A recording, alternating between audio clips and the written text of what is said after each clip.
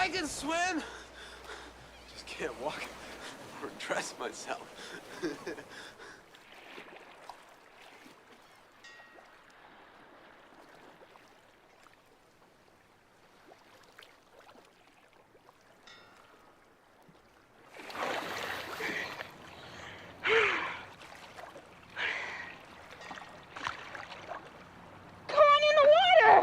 Take it easy. Take it easy.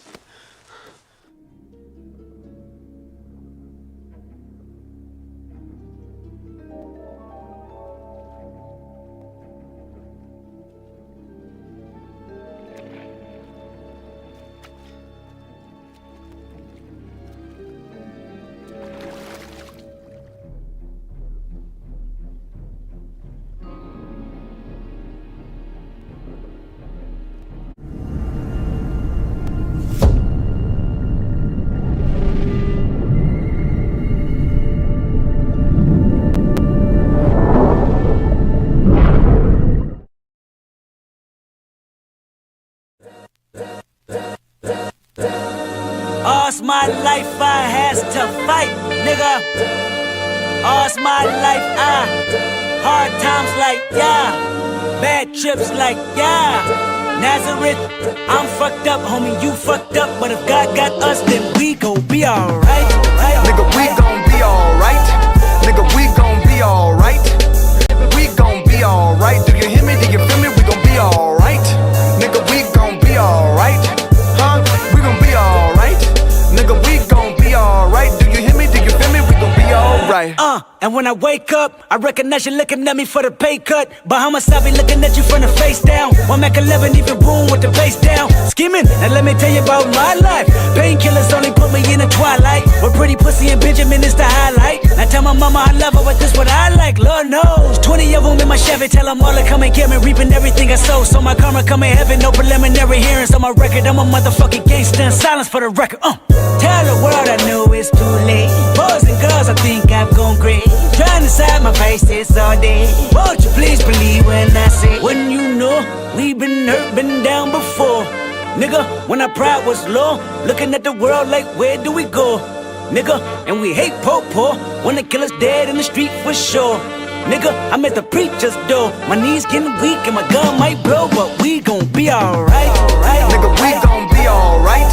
Nigga, we gon' be alright. We gon' be alright. Do you hear me? Do you feel me? We gon' be alright. Nigga, we gon' be alright. Huh? We gon' be alright.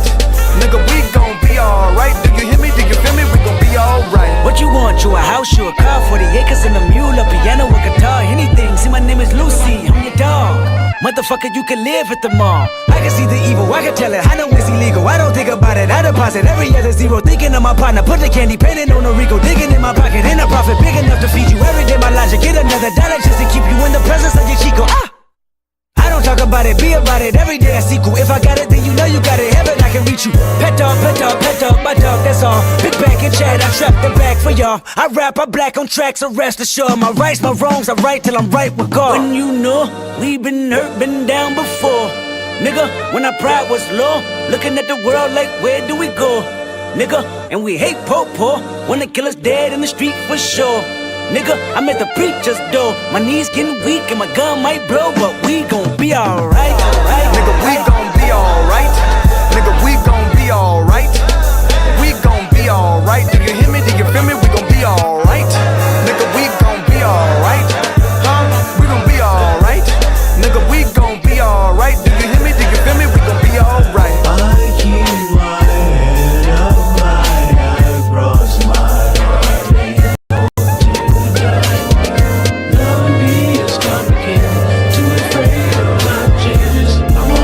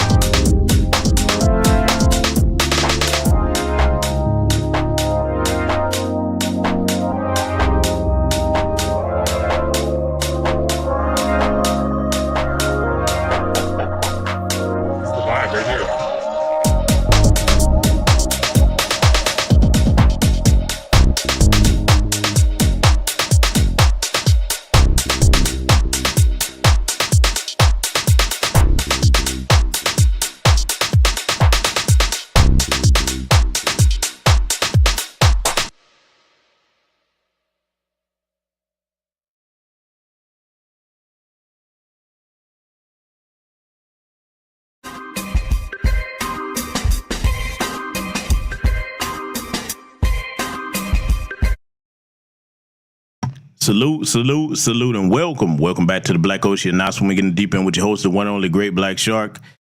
Yes, ladies and gentlemen, yes, I know that the broadcast was supposed to have been done the other day, but, as you all know, I'm trying to do my part in the community by assisting with relief and cleanup efforts here in the Georgia, Southeast and Middle Georgia area after Hurricane Helene came through here and, pretty much caught everybody off guard. A lot of devastation across the state, but we're Georgia strong. We're getting back on track, and I would be remiss if I did not give a big thank you to everyone that has helped me in my efforts to do my part here in the community, specifically assisting the elderly people with, debris cleanup and the supplies they might need. Big shout out to the Brothers Brother Foundation too. That's been helping us get a lot of supplies to people. I already spoke about that on Patreon and kind of show you all what we've been up to over there. Gonna try to add more, but I want to take a brief moment to answer a question. A lot of folks are like, put up more pictures, this, that, and the third. Okay, let me explain something to y'all about how I operate with that. All right. One, I'm really not a braggadocious person about doing things to assist somebody. I believe in giving people the help that you would need if you needed help. Okay. So that's something our government needs to remember while they're spending all the money on migrants and Ukraine and everything except for American citizens. But that we're going to get into that a little bit later. Now, the other reason why I'm not just running around picture happy, one, if you're taking a bunch of pictures, you're not going to really be doing much work. And number two, family, I'm very respectful of people in situations where things have been damaged. Okay. I mean, let's look at this from a human standpoint. Unless you get somebody's permission, you don't need to be showing their damaged house, they tore up yard and stuff like that. I mean, it's kind of like, I feel the same way, and this is just me speaking for myself. I feel the same way regarding if you're doing something to help the homeless. I'm like, unless that brother or sister out there that you helping agree to be on camera, I let people keep their dignity. You see what I'm saying? I mean, I just kind of look at that, you know what I'm saying? It's like, okay, are you doing this to help them, or are you doing this to try to get clout or to, make fun of the person? I mean, that's just the way I think, okay? So for me, I'll show what people give me permission to show. You know what I'm saying? Because, I mean, then the other thing, too, if it's showing somebody's home or what have you like that, you got to be careful with that, with these nutcases on the internet. So, again, I think my audience, most of you over here are civilized, okay, except for the white supremacists that hate watch. But, that's just my reasoning for doing that. So I try to be careful what I show and give people's permission and just be respectful, okay? But again, thank you to everybody that's been supporting these efforts. Greatly appreciated. And I will also be remiss if I did not send my heartfelt condolences out to those in the Florida area that survived Hurricane Milton, man. Oh, my God. That's, being hit twice, right after Hurricane Helene. And then you got Kamami and crew talking about giving people $750. I hate to politicize that. But let me tell you something. If you think that these hurricanes are not going to bear on this election, you're crazy. So for all you silly Democrat shillbilly morons, it's real people that's hurting across this country right now, and specifically down there in Florida, man. I mean, from what I heard and was monitoring, Milton started out as a Category 5 offshore. And when it hit landfall, they're saying it was a 3, but the damage that I'm hearing, man, it could have been a 4. So, like I said, man, I know a couple of people down that way, brothers and sisters down there, man, really going through it. And let me say this to anybody that, if you ever get advance warning about a natural disaster, sometimes the only thing that you can do is take that advance warning. And if you're able to, move out of the way of that. Don't, I'm going to give it to you like this. Anything that's above, Category 2, stuff like that, don't play with that if you have the option, okay? So, again, just take those things seriously. I'm going to be discussing some things on Patreon that you can do if you're in a natural disaster type situation. A lot of you that's already over there on Patreon seen I posted just today about, alternative means of communication, off the grid communication. And for those that don't understand what that means radio, okay, that doesn't rely on cell towers. I mean, you got to think about these things in advance, and I'll be showing you where you can get different kinds of survival food, things of that nature. Okay, so that will be coming up on Patreon. All right. So again, man, like I said, Florida family, y'all stay strong, man. We got y'all in our thoughts and prayers, even though we know that you're going to need a lot more than that. And this is where your government should be doing their job. So, all I can say to the brothers and sisters that, made it through that, don't forget the government that forsaken you, because they must be handed political punishment.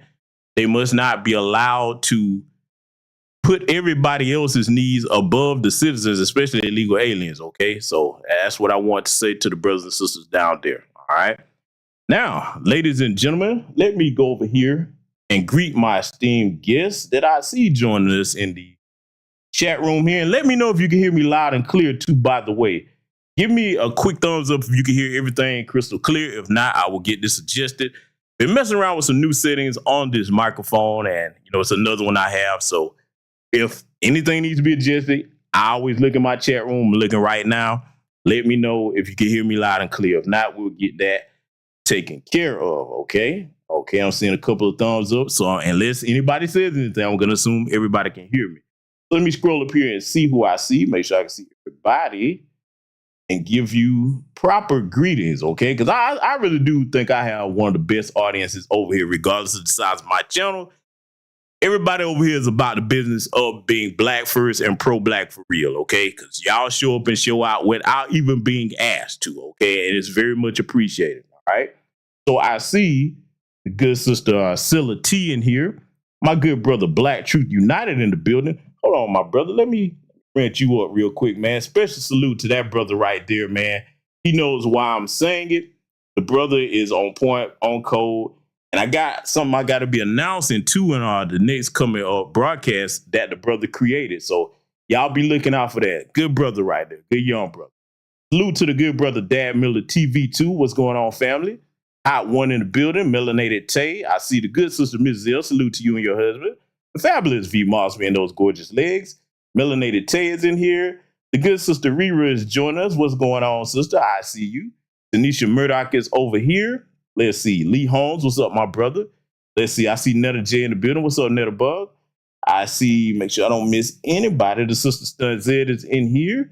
Derek Parker's in here. Dr. Chanel Phillips, I see you. Let's see. Make sure I don't miss anybody. My good brother, still Kevin Trees, I see you. The young brother Josh Norris is joining us. Chris G is in the house. Let's see. Patricia Jenkins, the brilliant librarian. I see you, good sister. Let's see. I see Angelica Lena is in here. See, make sure I don't miss anybody. I think that's everybody. So salute and welcome to all of you that's over here now. Anybody that'll be joining us in attendance here tonight. So, family, as you know, I was going to cover this previously, but I said I put it off because I had to, take care of some other responsibilities in the community, which went well, by the way. Okay, my uncles and I have been, trying to do our part, you know what I'm saying, to help people. And, everything seems to be going well with that so far. But tonight we're going to be covering this JD Vance Tim Walz debate. Now, yes, I know it's already gone down, but there's some things I want to point out in it. And I'm going to take my time and go through a good portion of it tonight because I'm going to cover some things that everybody else might not have covered. You know what I'm saying? And even if they have, I'm going to emphasize on a lot of this because, believe it or not, this is a very important debate here, okay? So we're going to break that down here tonight and get all into the middle of everything that they're talking about and how it's going to be affecting things going forward here, okay? But before we do that, ladies and gentlemen, the broadcast would not be what it's supposed to be if I did not have a proper sponsor. Oh, yes. Oh, that's right. That's right. Yes, we are going to have a sponsor featuring the Diddler. Oh, yes, we are, ladies and gentlemen. Oh, yes, we are. Because, a lot of people with this Diddler situation, boy, is all over the place. I mean, man, it's pure madness. But I'll say this. This might surprise y'all. I actually did see the allegation from the little heifer come out there that proven, got caught up in a lie. Let me say this, regardless of my stance on the Diddler, and let me make it clear, in case anybody doesn't know. as far as what he did, I want him to pay for what he did. And everybody else that was in it with him, black, white, polka dot with purple stripes. That's what I want. But what I don't want is, I don't care if it's the dealer or whoever, what I don't support and don't want is people just lying on the man and just saying, oh, well, he did all this other stuff, just throw all this other stuff on him too. No. That's not justice. He only needs to pay for what he did. And everybody else that had a hand in it with him, whether it's Clive Davis and all the rest of them, anybody, okay? So for that bag of dog shit that told that lie on him, hey, see, and that's another thing. They need to start leveling charges at people that do that. But, you know, like I said, man, it's a lot that needs to be changed and fixed as far as like the so-called justice system in this country. But we're going to get these jokes in, though, because as you see on your screen here, oh, I see y'all laughing already. Oh, you ain't seen nothing yet. Yes, Shun Song, your hole is mine. Choose your oils. And you don't have credits at the bottom of the screen like the old Mortal Kombat. You got bottles. Back to business. I'm even so ignorant with this tonight. You know what I brought? Let me just go ahead and let y'all take a listen to this.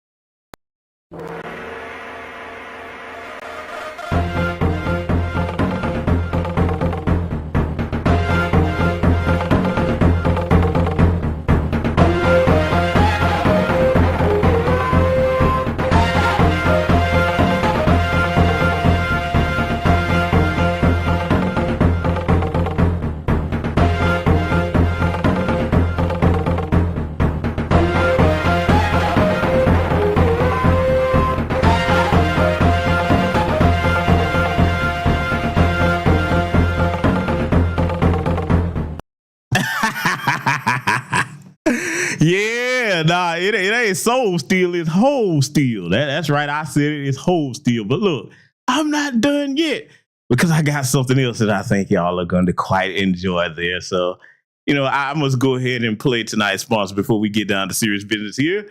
And with that said, let me go ahead and put it on the screen, ladies and gentlemen. Oh, yes, I got to put it on the screen because you need to see this. You know what I'm saying? It's necessary that you see it. And behold, the new sponsor that we have here, okay? So give me just a second. And we're going to get that queued up for you. Because, I mean, it's important that this is seen, okay? I mean, it must be. I have to do this. I mean, y'all know my pity knows no bounds. So we're going to go ahead and play it. Y'all want to act like y'all want a part of it? We greased up each other. Especially you, Will. I had you shiny, boy. You too, Callie. Baby all boys, but I guess y'all forgot. We ripped each other apart at my party. Say I'm lying. Baby, all this a rock and a little bit of Marvin Gaye make me feel like a man. Rose, you know you like Marvin Gaye. And not to mention you, Meek Mill. Trying to make it look like I'm the only one out here. Rolling around with these bitches that don't even love me. They just want a part of my buzz. Tell my mama about it.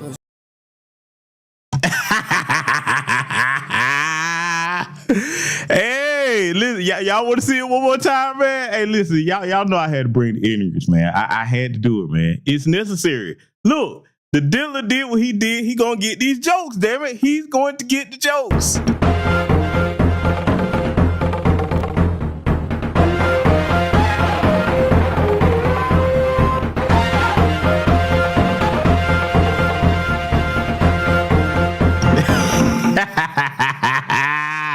Hey, y'all want me to run that back? Hey, y'all see the little micro did it there at the end, right? Listen, let me tell you something. They better watch out for Micro Diddy, okay? Because you see he getting swollen and everything. You know what I'm saying? He gonna probably sneak some baby oil in there. And boy, I mean, look, they gonna have to let the inmates that's in there out because he gonna be terrorizing them, boy, when that sentence come down. I'm telling you, man. Listen. Mrs. L said yes. Oh man, you know it's over with, boy. We got Melanated Tay saying run it back. Well, I gotta give my audience what they want. Let's run this thing back, shall we, ladies and gentlemen? Forget that. Y'all want to act like y'all want a part of it? We greased up each other. Especially you, Will. I had you shiny, boy. You too, Callie. Baby all boys, but I guess y'all forgot. We ripped each other apart at my party. Say I'm lying. Baby all this a rock and a little bit of Marvin make me feel like a man. Rose, you know you like Marvin Gaye. And not to mention you, Meek Mill. Trying to make it look like I'm the only one out here. Rolling Fooling around with these bitches that don't even love me, they just want a part of my buzz. Tell my mama about it, but Yes, yeah. Listen, man, y'all saw it, y'all had to see it too, okay? I mean, I told y'all, listen, don't say your brother Shark don't care about this audience, because I mean, these things that I see, I must share with you as well, okay? 'Cause listen, that's what friends are for, and we all know the old phrase, sharing is caring. Speaking of sharing, yeah, I got to do this. What y'all know about this classic game here, Mortal Kombat, okay? Yeah, we got to play it one more time.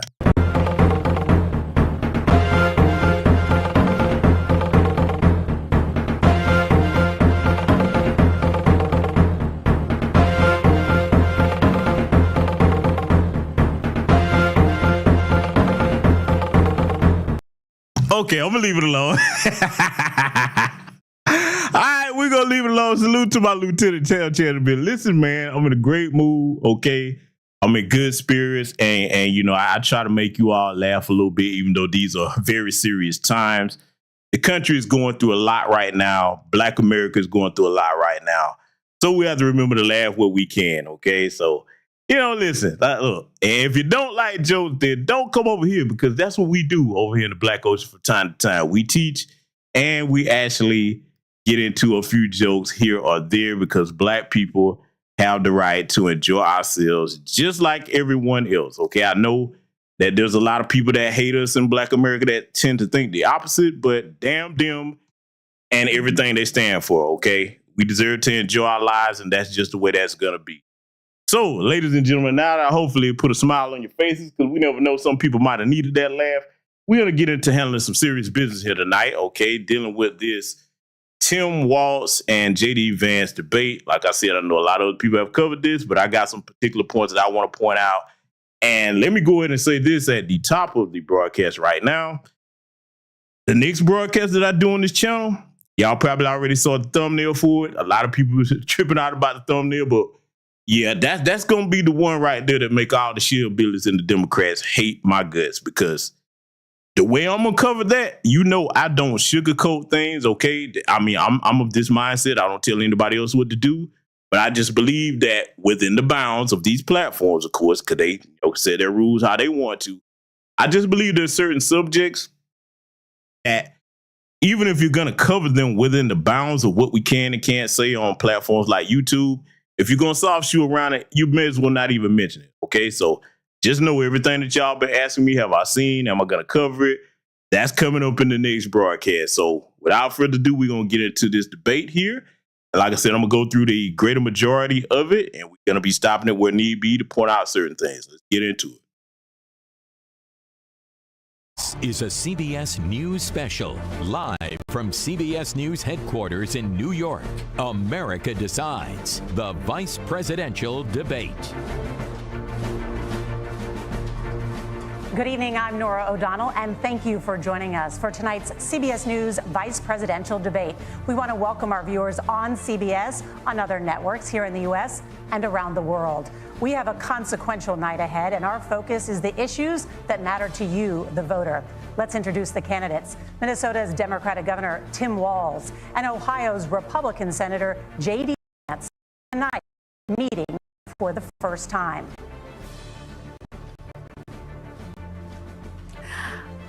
I'm Margaret Brown.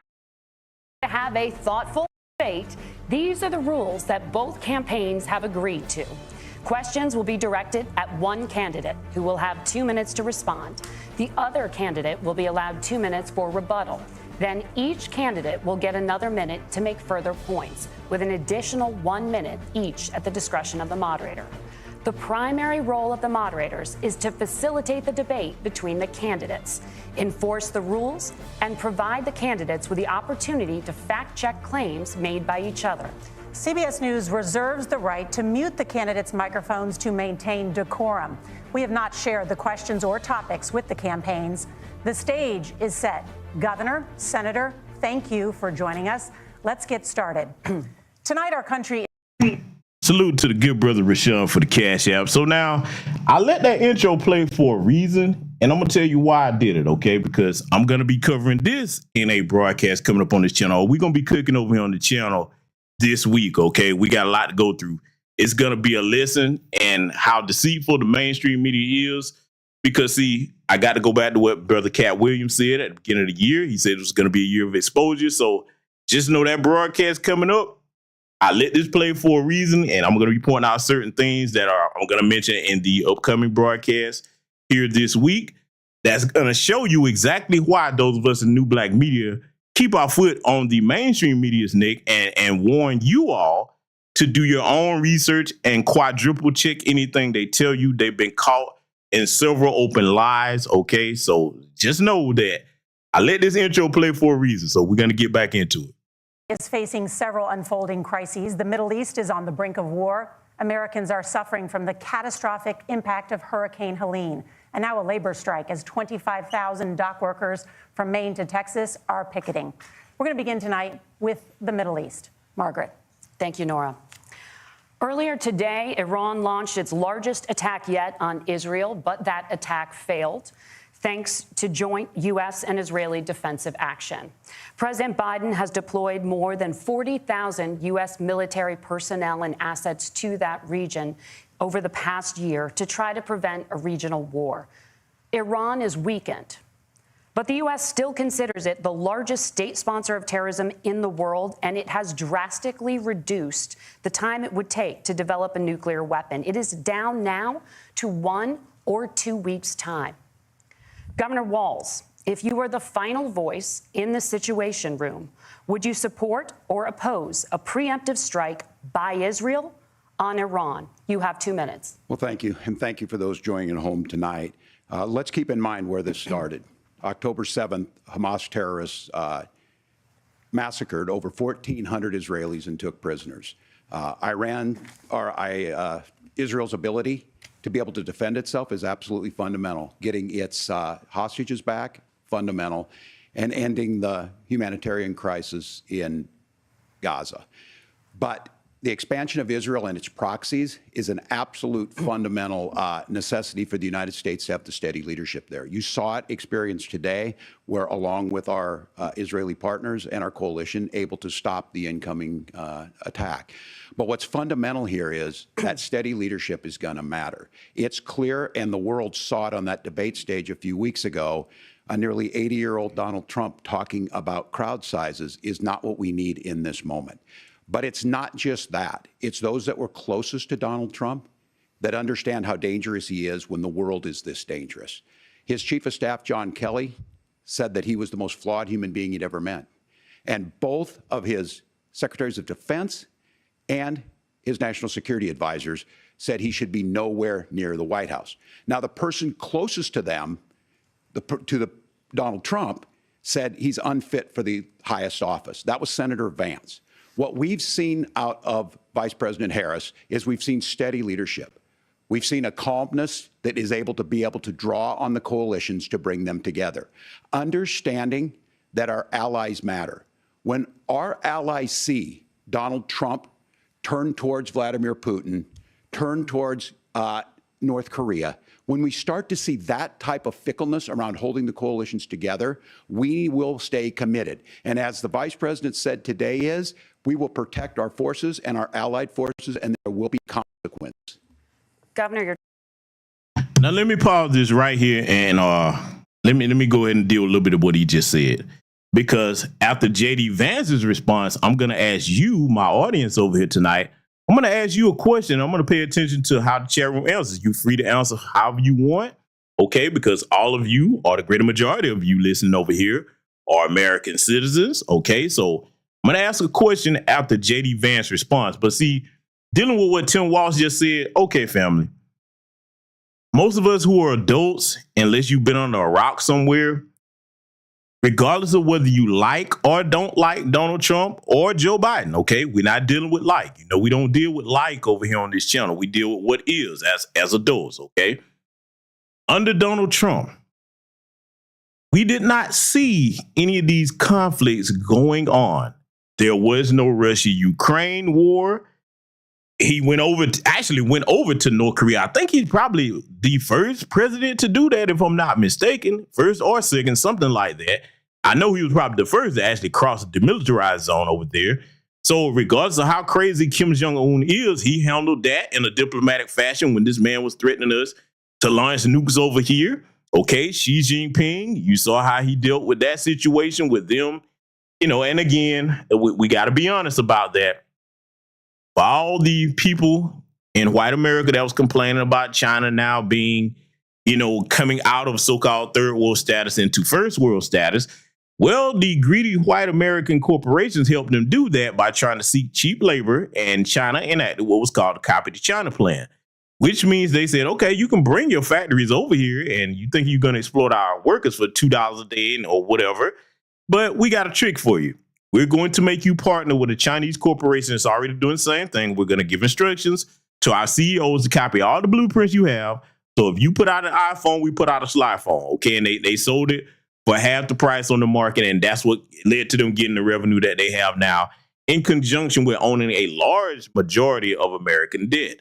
Okay, so just want to get that part out of the way for white Americans under any type of delusion. Now, what Donald Trump proceeded to do with Xi Jinping was, he said, okay, I got something for you. We're going to put tariffs on these goods, okay, and make you pay a higher price. And by the way, that's the lie that Kamala Harris and the Biden-Harris administration keep telling, talking about Trump is going to have a new tax hike. No, they're lying, talking about those damn tariffs, which he put on Chinese goods coming in, which bring billions of dollars into this country. And by the way, the Biden-Harris administration have not removed those tariffs. But see, family, you got to understand something. Tim Walz is talking as if Donald Trump didn't successfully manage dealing with those particular world leaders. See, it's not about like and don't like, because let's go here. I don't care which one of them would have done it. I would have given them credit for that. For the average American citizen, for those of you that are parents to children that are military age, you would rather have the leader in office that say, hey, listen, before we go to war, we're going to exercise all of the options before it gets to that. See, there's more than one way to engage in warfare. You got a hot war, which is boots on the ground, people dying. Then you have a cold war situation, which is fought more along the lines of strategic trade denial, things of that nature, making deals, political means, okay? Because politics is warfare without bloodshed, okay? Or most of the time it's supposed to be, all right? So for any of you that are parents, you would rather have that leader in office, okay? But I'm going to let JD Vance respond. And then I'm going to critique both of them here tonight. As for all the shillbillies, he a Republican. And I'm going to tell you like this. No, I'm not. I'm not the liberal nor conservative, for those that don't know. But if I was, what the fuck would you do about it, shillbillies? Let me tell you something. Me and most of my audience over here, we go off of policy, not party. We're not loyal to either party. We're based off of who's going to do something for us. And a lot of my audience over here will probably tend to agree with this. Some people are going to vote the couch. Some people may vote Jill Stein, Cornel West. Some people may vote Donald Trump. Okay. Some people just might choose. If you do, you a shillbilly, and I don't understand how you're doing it, but it's your right to do it. And I will not tell you, what you can and can't do. It would just be silly based off policy. But some people are actually going to go and vote for the Biden-Harris administration. Okay. It's a voting right. It's a privilege. You can choose to exercise it or not. All right. But as far as where I stand, I'm a policy voter, okay? I look at what did and didn't happen, and I look at who's talking about what they're going to do for us. And right now, neither side is talking about that, so you have to look at secondary issues, okay? So that's where I stand on it. But I'm going to let JD Vance give his response, and then I'm going to ask you, the audience here, I'm going to ask you a question. And after I ask it, I'm going to take a bit of time to look in the chat room and see how you all respond to that, because a lot of people aren't going to personalize this debate like I'm going to tonight. Let's let it continue. Time is up. Senator Vance, the same question. Would you support or oppose a preemptive strike by Israel on Iran? You have 2 minutes. So, Margaret, I want to answer the question. First of all, thanks, Governor. Thanks to CBS for hosting the debate. And thanks, most importantly, to the American people who are watching this evening and caring enough about this country to pay attention to this vice presidential debate. I want to answer the question, but I want to actually give an introduction to myself a little bit, because I recognize a lot of Americans don't know who either one of us are. I was raised in a working class family. My mother required food assistance for periods of her life. My grandmother required Social Security help to raise me. And she raised me in part because my own mother struggled with addiction for a big chunk of my early life.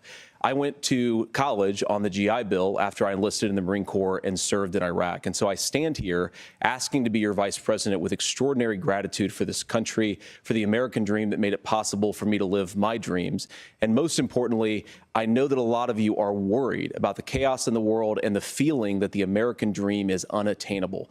I want to try to convince you tonight over the next 90 minutes that if we get better leadership in the White House, if we get Donald Trump back in the White House, the American dream is going to be attainable once again. Now, to answer this particular question, we have to remember that as much as Governor Walz just accused Donald Trump of being an agent of chaos, Donald Trump actually delivered stability in the world, and he did it by establishing effective deterrence. People were afraid of stepping out of line. Iran, which launched this attack, has received over $100 billion in unfrozen assets thanks to the Kamala Harris administration. What do they use that money for? They use it to buy weapons that they're now launching against our allies, and God forbid, potentially launching against the United States as well. Donald Trump recognized that for people to fear the United States, you needed peace through strength. They needed to recognize that if they got out of line, the United States global leadership would put stability and peace back in the world. Now, you asked about a preemptive strike, Margaret, and I want to answer the question. Look, it is up to Israel what they think they need to do to keep their country safe, and we should support our allies wherever they are when they're fighting the bad guys. I think that's the right approach to take with the Israel question. Thank you, Senator. Now, let me pause this right here. And I'm going to give you my assessment on how to deal with those particular affairs. And you all know my background. I don't need to beat you over the head with that again, because y'all know my stance on any issue with the military until they pay reparations and give us an anti-black hate crime bill. I'm not going to advocate for any young black brother or sister to go into the military. But if you do choose to go that route, God bless you. Do what you do. But that's just where I stand. I just couldn't do it in good conscience. But let's talk strategy for a minute on a geopolitical level. All right. All this foreign aid, back to business while we talking, because I want you to verify everything I'm saying. Don't listen to me. I don't know what I'm talking about. Okay. I want my audience to verify things on their own. Let me put this website in the chat room, because I do this often from time to time, because as the old saying goes, follow the money. And that is a very wise saying for a very good reason. Now, when it comes to, and I just put foreignassistance.gov, I want y'all to bookmark that site if you've never seen it before, but if you're a young black person, it shows you where all American tax dollars are going as far as foreign aid, okay? A lot of that is our reparations money, all right? But I digress. When it comes to handling issues on a geopolitical level, and you're going to be giving all this money out, let me tell you what the United States does with our tax dollars, which is some the greater majority of you probably don't agree with. I know I don't.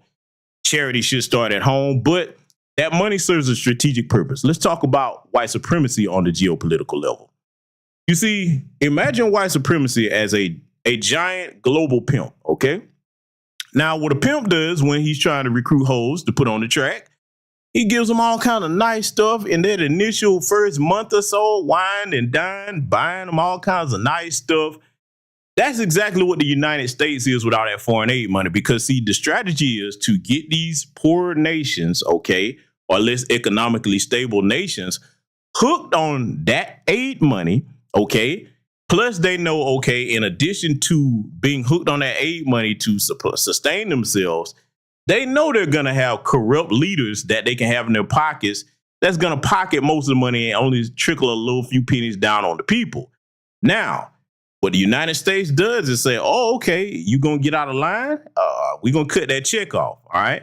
See, that's how white supremacy works, all right? Now, I disagree with that completely, but in the context of what J.D. Vance was saying, that's what Trump was doing, because remember the whole situation where Mexico called themselves not going to take that flood of illegal aliens. They came dumping over here back when they were detaining them. You remember what Trump told him? He said, okay, you're not going to take your people back? Gotcha. Let me go ahead and cut this aid off. Within 24 hours, hey, Senor Trump, hey, bring them back, cut the check back on. I mean, that's what they did, okay? So, I mean, like him, I hate him, man. When you are able to maneuver strategically like that, that's better for the country, okay? He had to stay in Mexico policy. As soon as this jackass Biden-Harris administration got in power, they removed that, and you see what we got now, okay? Chaos everywhere. They're committing all kinds of crimes. And For the white folks, the white supremacists that thought it was just going to be a black problem, no. They might be shipping them to black areas, but they coming over to your neighborhoods to commit the crimes because, you know, you got all the nice, fancy houses and they know you got a higher wealth. So they know, hey, just read the stories. You see them. Now white folks are like, black people, you were right. But no, you weren't listening when we was trying to tell you that. So now the chickens, the illegal alien chickens, have come home to roost. Now, that's what I wanted to put on y'all about as far as how they're using, you know, the financial aid to control people. But here's the question I want to ask both of you that I said I was going to ask all of my audience. Family, right now, if it was up to each and every one of you, no matter what part of this country that you're from, if you're an American citizen, because there might be some people listening that's not in America, but for those that are American citizens, I'm going to ask you this question. If it was up to you, being that you're a taxpaying citizen, and you had the option to tell the government, both parties, to say as far as geopolitical issues, this Israel thing, the Middle East, all of that, would you rather not have this in place? If they don't bother us, we don't bother them. I'm just asking. That's a direct question to my audience. I want to see what you all say. I'm going to be looking in the chat room for this before we start this back. I'm going to say it again. Would you not rather have the policy in place if nations don't threaten us, they're not taking our citizens hostage when we travel, they're not coming over here launching no terrorist attacks? Wouldn't you rather us say, hey, listen, if they don't start none, it shouldn't be none? Would that not be the thing to do? I'm looking. I want to see what the brothers and sisters over here think, because, see, that's how this country should work. But unfortunately, the politicians which were elected to be public servants, they become accustomed to being rulers over the people. And that's not how things are supposed to be in an actual democracy, which we do not have in this country. But I'm looking in the chat room, everybody so far, because you're free to answer whichever way you like in my chat room, okay? See, I don't mind people disagreeing as long as they're respectful over here. But from what I'm seeing, everybody would rather say, hey, listen, man, if they're not bothering us, let them people work that out. Let them people work that out. And then here's the thing with that particular situation over there with Israel and Palestine and all of that. Let me tell you where Black America stands. We're minding our black business, because the last time I checked, I didn't see Israel advocating for our reparations or anti-black hate crime bill, and I didn't see Palestinians advocating for an anti-black hate crime bill or reparations for us. I ain't seen none of them, even if you just say, okay, GBS, you reaching, okay, cool. Sit both of them issues to the side. When's the last time they spoke out about the treatment of Black America? Either side, Israelis or Palestinians. When the last time they spoke out about that? Huh? I'll wait, because I haven't seen it, okay? Now, I'm not talking about individuals. Again, I'm cool with individuals from all walks of life. Got good friends from all walks of life.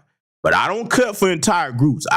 Individuals, if I see that you on code, you rock with my people, I rock with you. But as far as just because one individual or a couple of them, that don't mean I cut for the entire group. So see, when it comes to Black America, what a lot of these politicians on both sides, Republican and Democrat, are going to have to come to terms with, we reached a new stage of not only political maturity, but political self-esteem, to the point that we're like, hey, man, don't ask me to stick my neck out for you if you're not going to do the same for me and my people. So that's the question I wanted to ask y'all. Let's let it continue. Governor Walz, do you care to respond to any of the allegations? Well, look, Donald Trump was in office. We'll sometimes hear a revisionist history, but when Donald Trump was in office, it was Donald Trump who we had a coalition of nations that had boxed Iran's nuclear program in, the inability to advance it. Donald Trump pulled that program and put nothing else in its place. So Iran is closer to a nuclear weapon than they were before because of Donald Trump's fickle leadership. And now, let me deal with what he just said there, Tim Walz, that is. Family, over the years, and see, this is the problem with white supremacy being in power. Why do you care if they have a nuclear weapon if you're not doing things to them? Because, see, for the most part, whether they want to admit it or not, the people that's over there, whether it's Iran, the Middle East, whatever, they don't mess with other folks unless they're bothered first, okay? Unless you get in the middle of their religious affairs, unless you encroach upon their homeland and try to invade them or start messing with their way of life, they really stick to themselves. That's the truth. They really don't want to tell about that. Okay? If you think I'm lying about that, see, this is the part about knowing history. For those who are fellow veterans and combat veterans, y'all remember the lie that they told about, Iraq having weapons of mass destruction that were never found, that could reach us in 45 minutes? That fear-mongering and lying. See, this is the problem with that. And any white person listening to this broadcast, you better pay attention to this. The problem with going along with that kind of lie is the problem is simple. It should be self-explanatory, but for those that are slow, I'm going to state it clearly. The problem with that kind of lie is it puts innocent, men and women in harm's way that are in the armed forces for no reason. That whole thing between George Bush, that was something personal because Saddam tried to kill his father, okay? And that's what that was really all about, not no damn weapons of mass destruction. Because if he had all that stuff, something would have been found. Nothing's been found to this day, okay? And I could go on and on about the lies told on the level of like military conflicts going back history, but y'all get my point. So that's why it shouldn't matter. Speaking specifically to them folks that might be listening to this broadcast.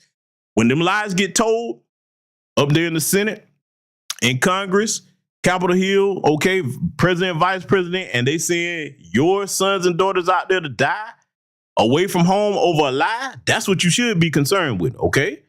So I just wanted to go there with that paranoia that they just had. Oh my God, so-and-so is going to become a nuclear weapon. Because see, let me tell you what that's really all about. They're not worried, and don't be fooled. They're not worried that Iran or anybody else is going to become a nuclear power because they think they're just going to turn terrorists and just launch nuclear weapons all over the place. No, that's not what they're worried about. Let me tell you what the real deal is, okay? Because I'm not going to sugarcoat this. What that's about is the countries that they want to plunder that have natural resources like oil and all these different things that they want to use and steal, rather.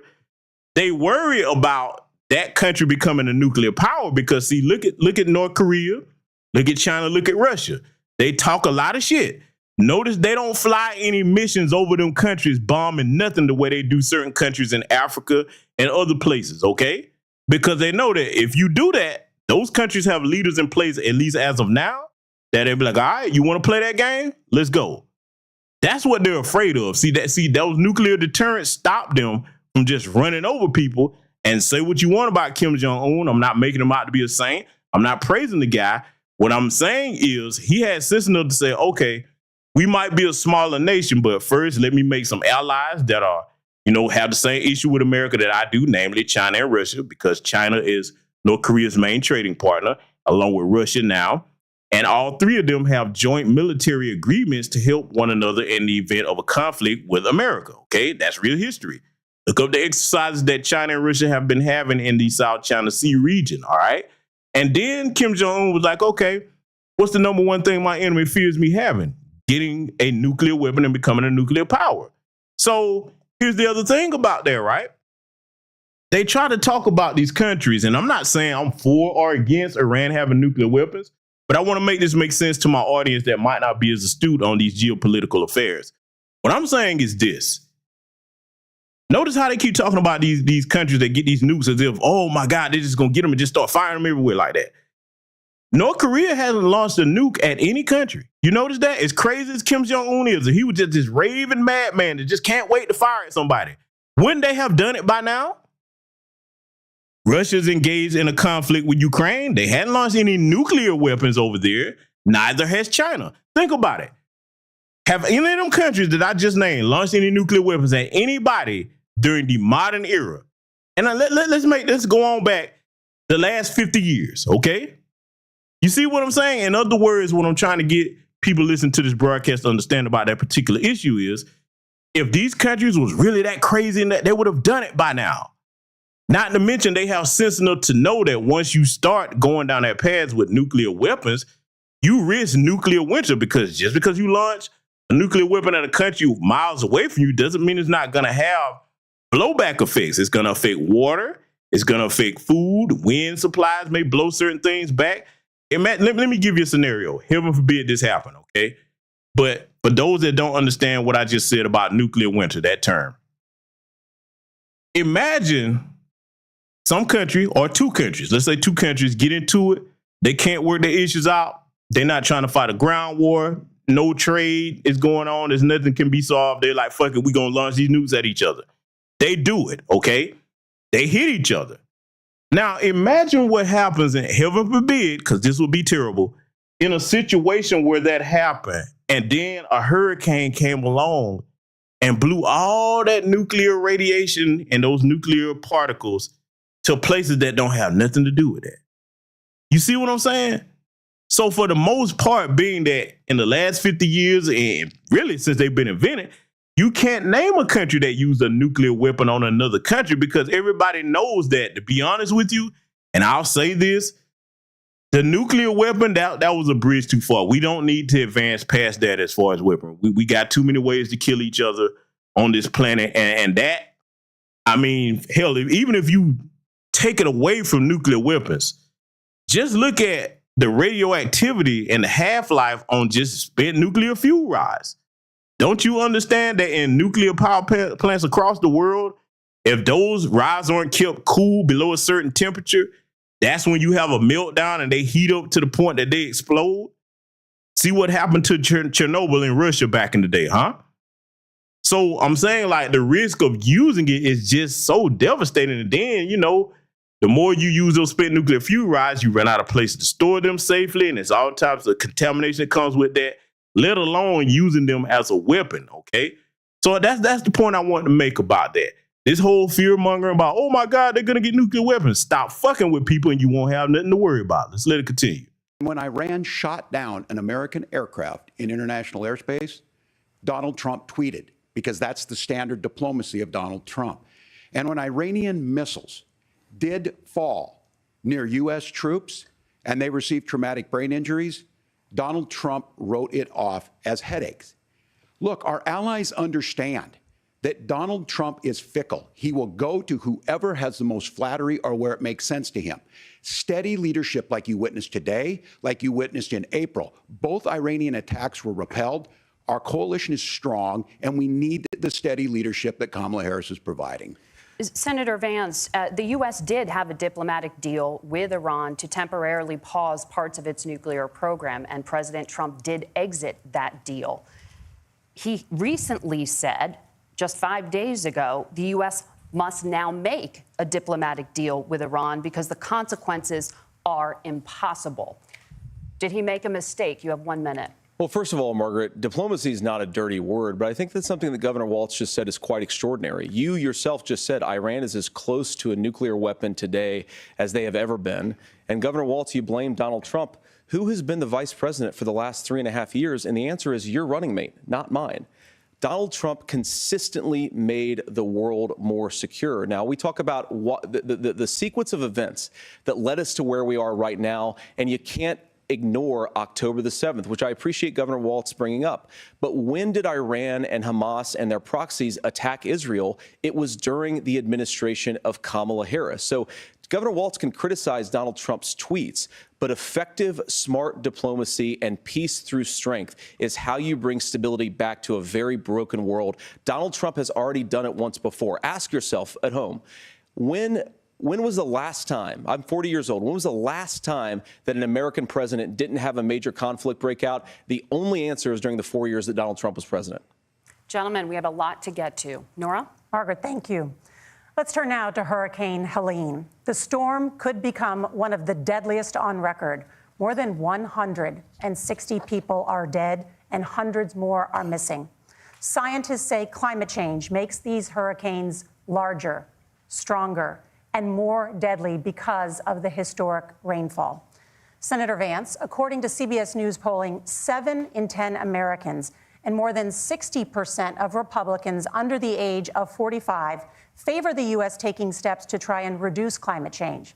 Senator, what responsibility would the Trump administration have to try and reduce the impact of climate change? I'll give you 2 minutes. Sure. So first of all, let's start with the hurricane because it's an unbelievable, unspeakable human tragedy. I just saw today actually a photograph of 2 grandparents on a roof with a 6-year-old child, and it was the last photograph ever taken of them because the last, and those innocent people lost their lives. And I'm sure Governor Walz joined me in saying hearts go out to those innocent people. Our prayers go out to them. And we want as robust and aggressive as a federal response as we can get to save as many lives as possible. And then, of course, afterwards, to help the people in those communities rebuild. I mean, these are communities that I love. Some of them I know very personally in Appalachia, all across the Southeast. They need their government to do their job. And I commit that when Donald Trump is president again, the government will put the citizens of this country first when they suffer from a disaster.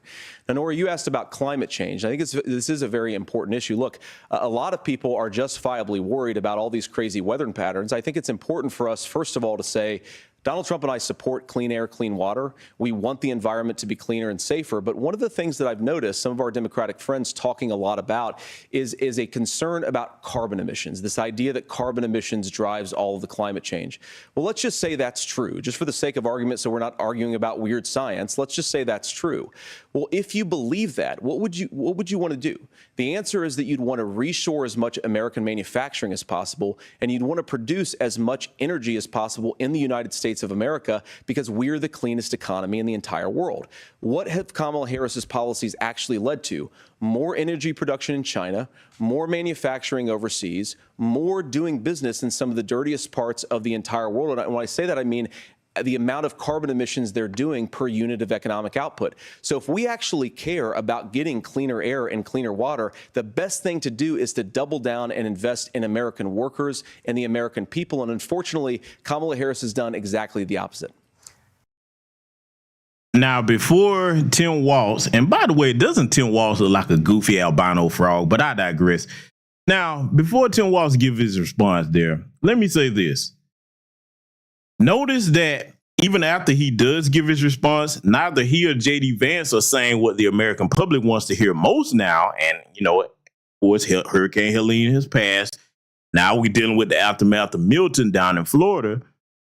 What the American public wants to hear from both of these guys, or at least one of them, is, hey, okay, that's great. You're talking about climate change and all this other stuff and stuff in the future. What Americans that are hit by these types of natural disasters need to hear is, we have your back right now. We're going to use FEMA, okay, which is supposed to be for American citizens, not illegal aliens. We're going to use those resources to get you the help you need quickly without you going through red tape. In other words, you know what American citizens would like to hear about these natural disasters right now? We need to hear that the emergency aid is going to be given the same way that you're treating these illegal aliens to all of our taxpayer dollars. They're not having to go through no hoops. They're not only getting $750, okay? They're rolling out the red carpet for them. Huh?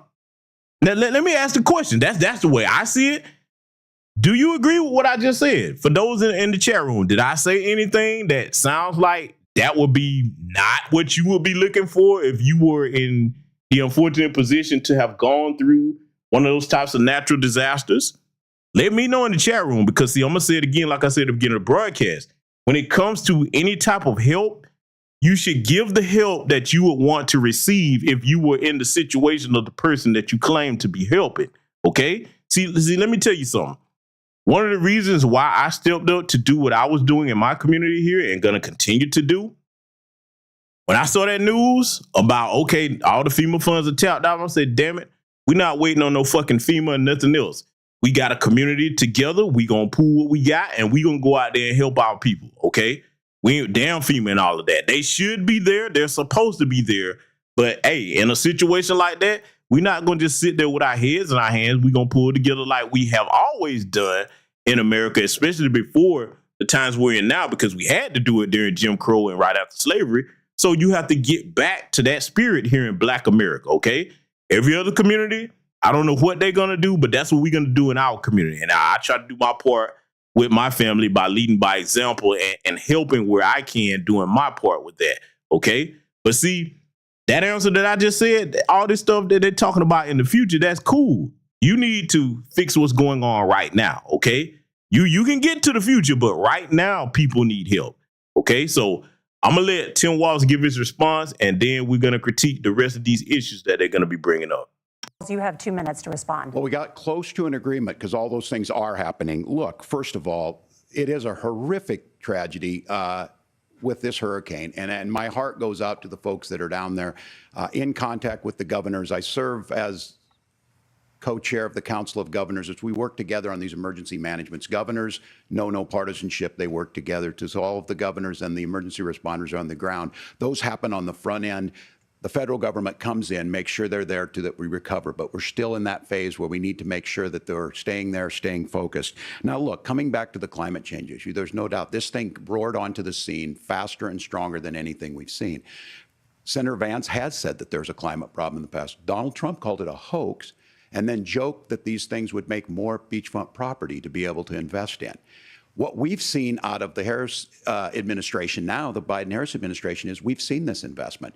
We've seen massive investments, the biggest in global history that we've seen in the Inflation Reduction Act, has created jobs all across the country. 2,000 in Jeffersonville, Ohio, taking the EV technology that we invented and making it here. 200,000 jobs across the country. The largest solar manufacturing plant in North America sits in Minnesota. But my farmers know climate change is real. They've seen 500-year droughts, 500-year floods back to back. But what they're doing is adapting, and this has allowed them to tell me, look, I harvest corn, I harvest soybean, and I harvest wind.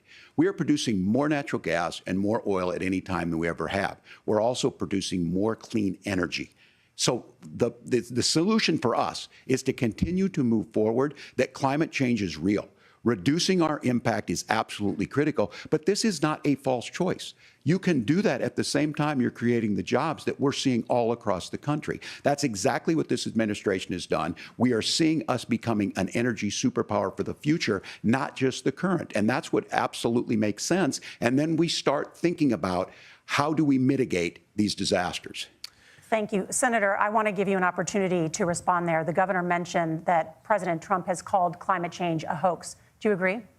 Well, look, what the president has said is that if the Democrats, in particular Kamala Harris and her leadership, if they really believe that climate change is serious, what they would be doing is more manufacturing and more energy production in the United States of America, and that's not what they're doing. So clearly, Kamala Harris herself doesn't believe her own rhetoric on this. If she did, she would actually agree with Donald Trump's energy policies. Now, something Governor Walz said I think is important to touch upon, because when we talk about clean energy, I think that's a slogan that often the Democrats will use here. And I'm talking, of course, about the Democratic leadership. And the real issue is that if you're spending hundreds of millions or even billions of dollars of American taxpayer money on solar panels that are made in China, number one, you're going to make the economy dirtier. We should be making more of those solar panels here in the United States of America. Some of them are, Tim, but a lot of them are being made overseas in China, especially the components that go into those solar panels. So if you really want to make the environment cleaner, you've got to invest in more energy production. We haven't built a nuclear facility, I think, one in the past 40 years. Senator. Natural gas, we got to invest more in it. Kamala Harris has done the opposite. That's raised energy prices and also meant that we're doing worse by the climate. Senator, your time is up. Governor, would you like to respond? Well, look, we're producing more natural gas than we ever have. There's no moratorium on that. We're producing more oil. But the folks know, and like I said again, these are not liberal folks. These are not folks that are Green New Deal folks. These are farmers that have been drought one year, massive flooding the next year. They understand that it makes sense. Look, our number one export cannot be topsoil from erosion from these massive storms. We saw it in Minnesota this summer. And thinking about how do we respond to that, we're thinking ahead on this. And what Kamala Harris has been able to do in Minnesota, we're starting to weatherproof some of these things. The infrastructure law that was passed allows us to think about mitigation in the future. How do we make sure that we're protecting by burying our power lines? How do we make sure that we're protecting lakefronts and things that we're seeing more and more of? But to call it a hoax and to take the oil company executives to Mar-a-Lago, say, give me money for my campaign, and I'll let you do whatever you want. We can be smarter about that, and an all-above energy policy is exactly what she's doing, creating those jobs right here. Governor, you're... Now, let me pause this right here because I want to point a couple of things out. First and foremost, this is what I want to teach my audience when it comes to dealing with politicians in either party. When they start to go on these long screeds, and I'm saying this particularly if they come to talk to you, because, hey, they're going to be all in your faces. I know we all sick of all these campaign ads that's interrupting every time we go and look up on any type of social media site. They send an ads to your phone, email, everything, just ad. What I want to teach my audience is this. No matter whether it's Republican or Democrat, when they're in your face, the first thing you have to stop them on when they start to go on these long screeds like this and get to talking all this, the political babble, first thing you have to let them know is Don't waste my time. My time is precious, okay? That's the most precious non-renewable asset that any of us have. I've said this for years. And number two, when they started talking about, okay, all these different things that the people that they're supporting have done, you be like, listen, stop them in their tracks and tell them, listen, if all this stuff was already being done, you wouldn't need to tell me about it. It would be self-evident. I'm going to say that again, no matter whether it's Republican or Democrat. If all these things, the people that they're supporting are trying to get you to vote for, they were doing all this stuff, it would be self-evident. It wouldn't have to go on to all this, well, you know, we did this or that. No. You don't have to tell me that. I would see it already. So therefore, you are lying, whether you're Republican or Democrat, okay? Now, in Kamami's case, the bitch done been in there. Yes, I said bitch. And if I call her anything other than Kamami or a bitch, I will call her Kamala Harris. I'm not calling her Kamala. Fuck that bitch. That's what she said to my people, and that's where I stand on that. Yeah, that's right. I said it. Run till that, shillbillies. I told you, I don't play with you over here on this microphone. Let me tell you something, man. As far as she's concerned, she's been in there 3.5 years and hadn't done none of this bullshit she's talking about. Because everybody in my chat room, if she had done that, you would be able to run down chapter and verse and tell me all the stuff she did. We would see it. You wouldn't have to tell me because I keep up with it. I would know about it, okay? The American public, they can't see none of this stuff. So when you take the feelings out of the equation, most people with sense that are policy voters are looking at between the two main candidates, because they're not the only candidates. You got independent candidates that you can go and vote for if you choose. But between the two main candidates, they're looking at, okay, we weren't looking at this inflation under the previous administration. We didn't have most of the stuff that's going on the world stage going on. A lot of things weren't going on. Because, see, Tim Walz is talking about energy and all of that. Let me tell you something. You know, one of the most energy independent things that they should have left in place that would have solved a lot of issues regarding our energy? They shouldn't have never closed that damn Keystone pipeline down. They put a lot of people out of work when they did that. A lot of them was brothers and sisters, okay? Yeah, when they shut that down, that made us more energy dependent. Hence, these prices going up. But see, let me tell you something. I'm going to say this again before we let them continue. This inflation is not an accident, is it? It isn't something that just fell out the blue. I'm going to even factor in the pandemic. It's not even mostly because of that. Let me tell you why it's so bad. Let me just go ahead and get it real on that.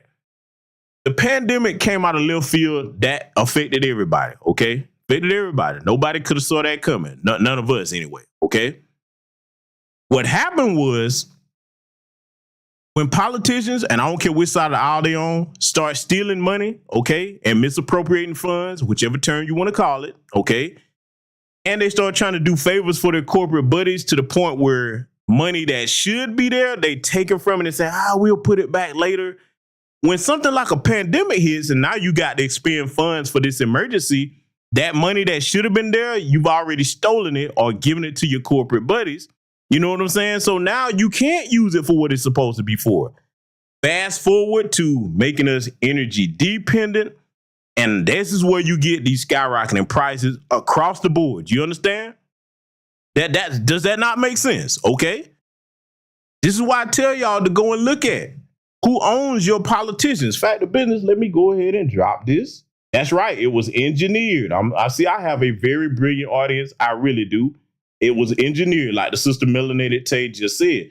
Let me put FVC.gov in here. See, you go and put that site right there, put whoever your favorite or non-favorite politician is, and you can see at least what's reported, who owns them. Look at all the corporate donors they get.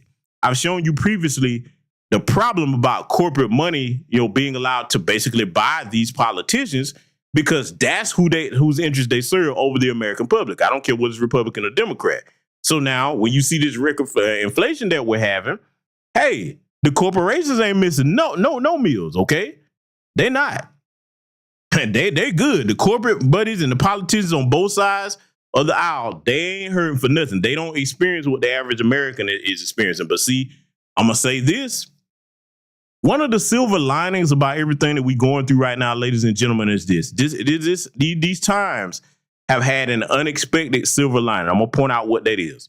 A lot of y'all going to really be shocked at what I'm about to say, but I got to give them their due, and I got to let them know that I see them.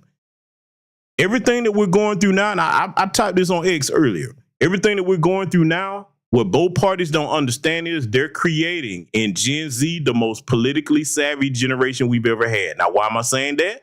Because a lot of this stuff is affecting them directly in their young years. They're seeing how they're not able to easily get their first place, even if it's just an apartment. They're seeing how hard they have to work just to keep up in society, and they're looking at everything that's causing that. So when it's their time to become politicians and get in power, they're going to do away with a lot of these laws that are in place. Now, I'm telling you now, pressure creates diamonds, and that's what both sides don't realize. This old way of doing things is going to disappear. I'm telling you that right now. Between Gen X, millennials, and Gen Z, I got to give Gen Z their props. I mean, look, let me tell you why I'm doing that. A lot of people get on them and talk about what they don't know. Okay, cool. All of us were inexperienced at one point in time.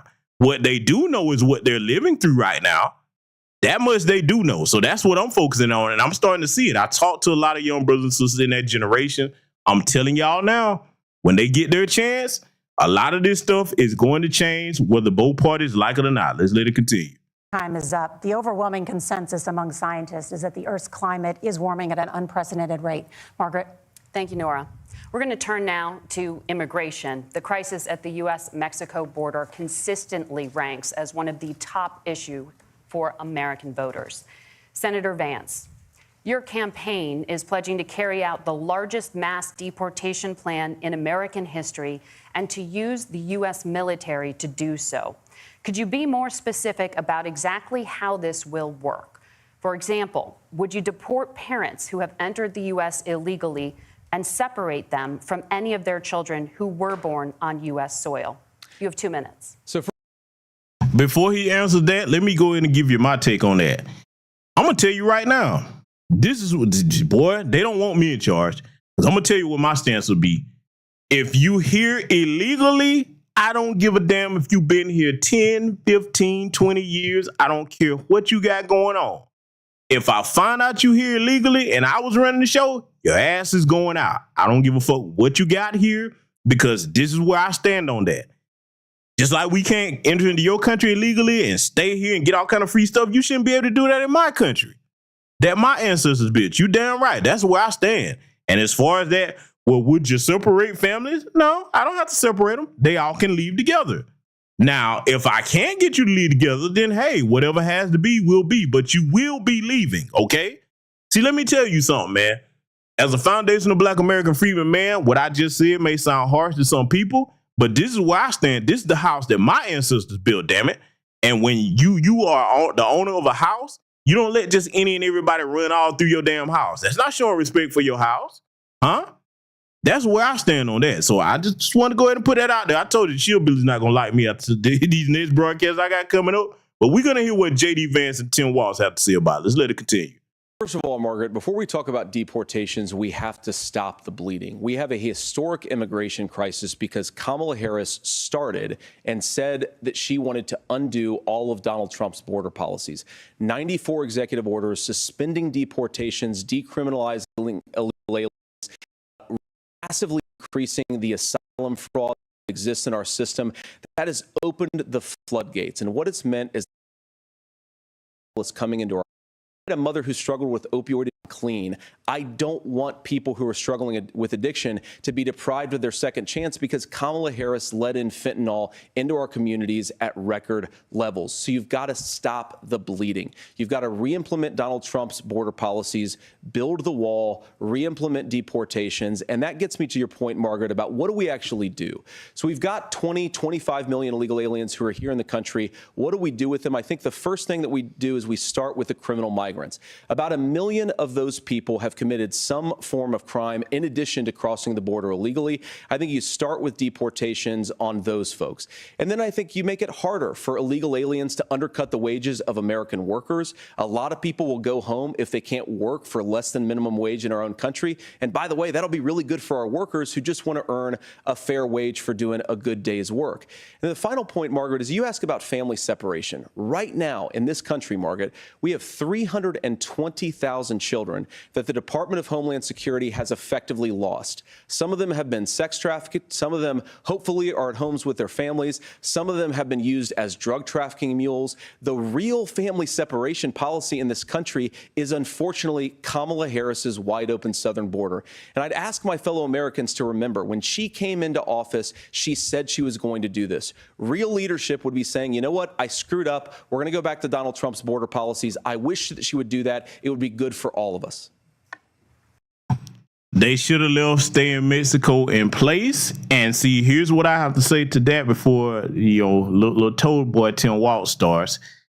If they were so concerned about their families being broken up, don't come into my country illegally.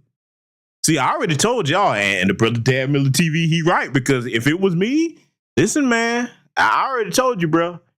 I would have catapults at the border. I would load their little asses up. I'll give them a complimentary helmet and fling their asses right back across to where they belong. But see, to stop them from coming in all together, I've said it before and I'm going to say it again.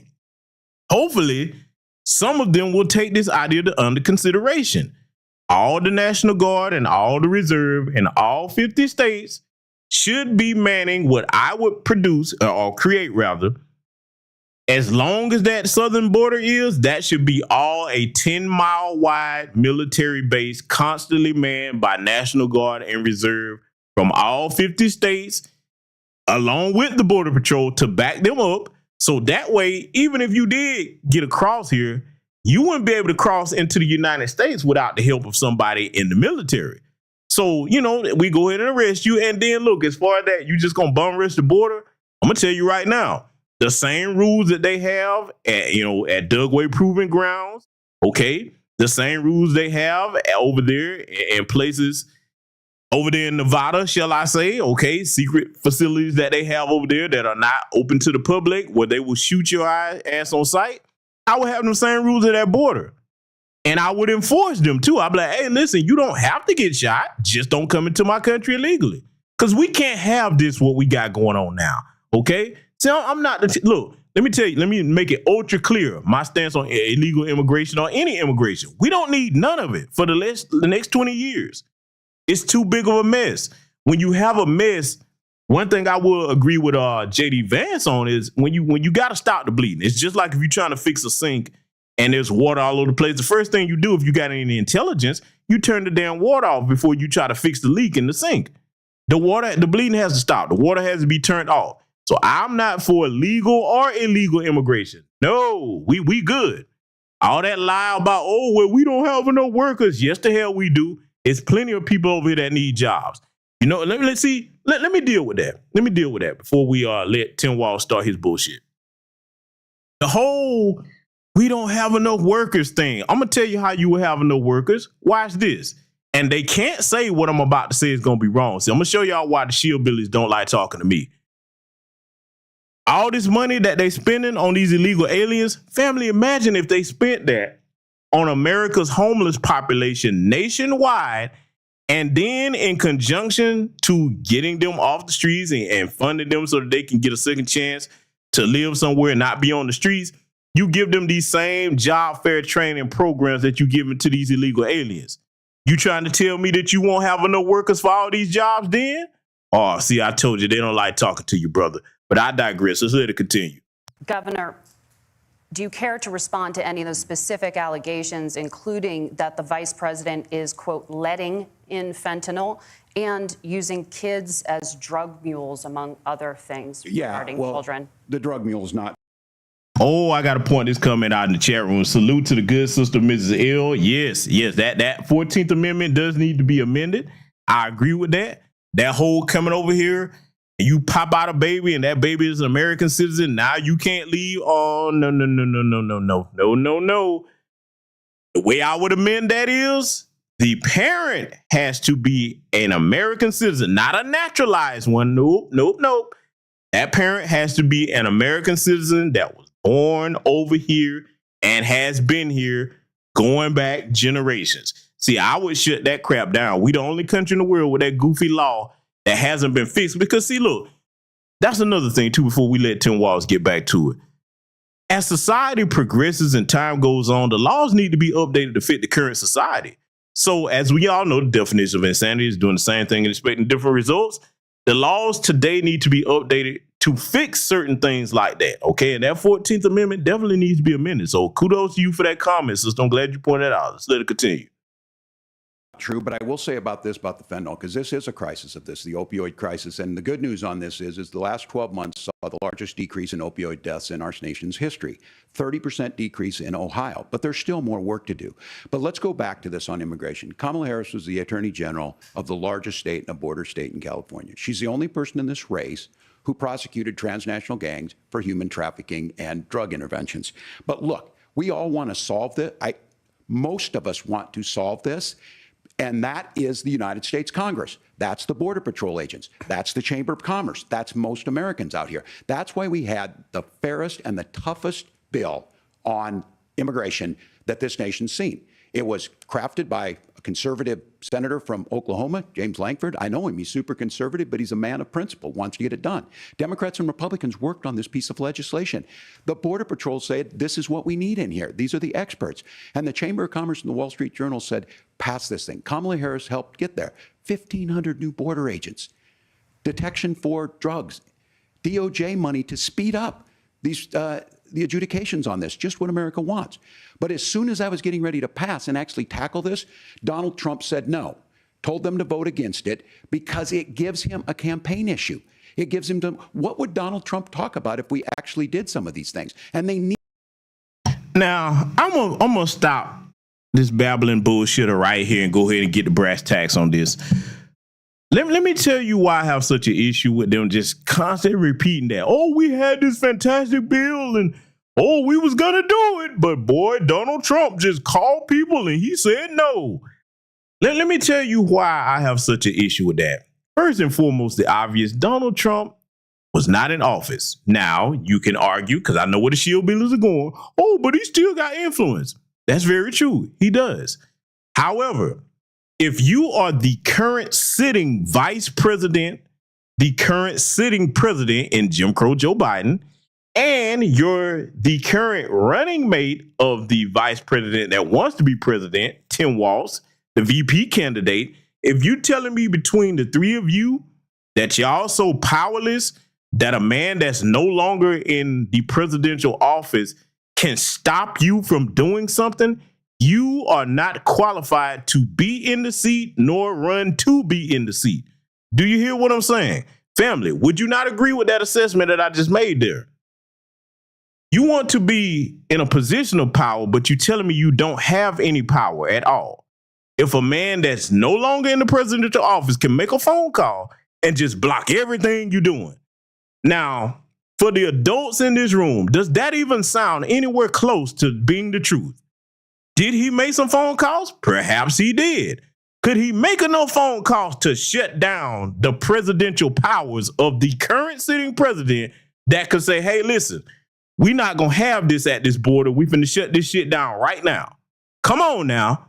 Everybody in my chat room was born, but none of you were born just yesterday. Okay?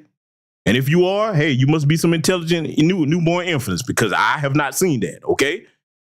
I'm just saying, they keep telling these, look, at some point, I don't care which politicians do this with you. What I want my audience to become accustomed to, especially those of my lineage that are foundational Black American freedmen, okay?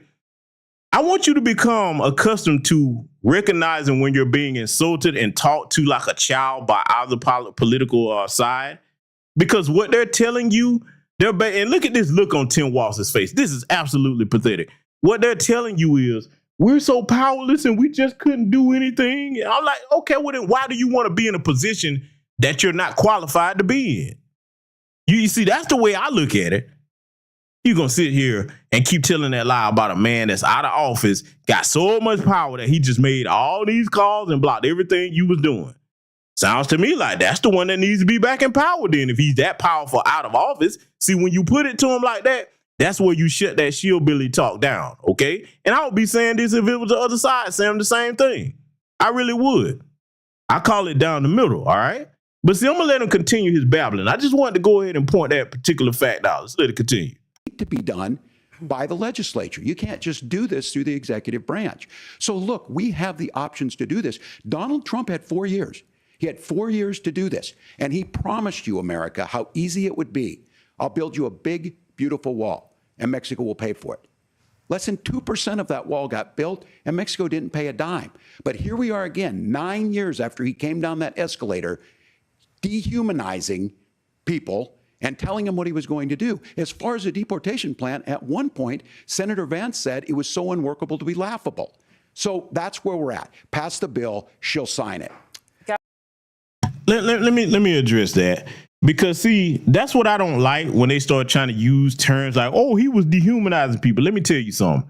See, again, they better hope, boy, look, they wouldn't want me in charge. I'm going to tell you right now, because I wouldn't give a damn about all that shaming language.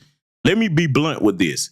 When you break the laws of my country, I'm not going to refer to you as human anything. Your ass is a criminal at this point.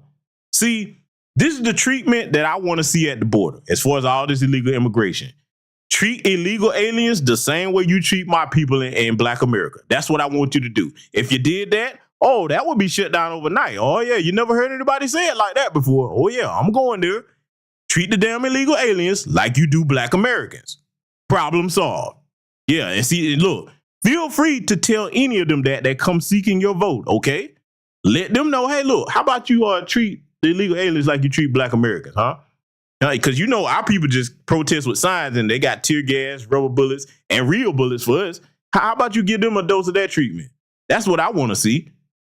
See, that type of crap right there, that look, Americans, period, no matter what race you are, you're going to have to get past this shaming talking about dehumanizing people. Because, see, let's go there.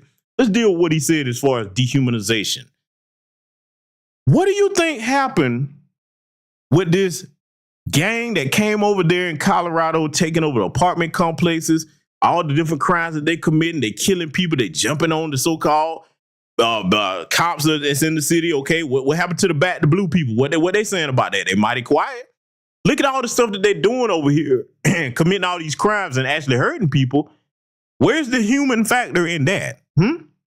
Where's the humanization in that? See, what you realizing right here and what you're looking at with Tim Walz or anybody that's talking like that, that's a person that has put illegal aliens, non-citizens, above the citizens in this country. I don't think, and you know what? I'm going to be honest with you. The American public as a whole, as a collective, I'm talking about all citizens in this country, people really aren't as turned up as they need to be about this illegal immigration. You know why? Because of modern conveniences. As long as you got your sports, as long as you got movies, you can go to a concert, you can get high, you can get drunk, etc., etc. A lot of people really aren't as turned up as they should be.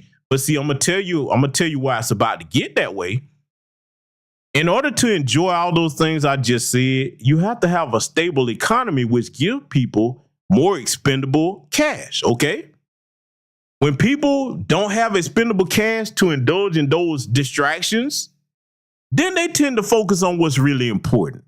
And this is where the Biden-Harris administration has shot themselves in the foot with this record administration. Because now it's going to get to the point where everything that I just said, people from all walks of life that are citizens are going to start looking at that. And see, I'm going to tell you what I'm going to say here. I'm going to tell you what a prediction I'm going to make. This illegal alien problem, as far as them committing all them crimes, I'm going to tell you what's going to happen. People are going to start shutting that down themselves, okay?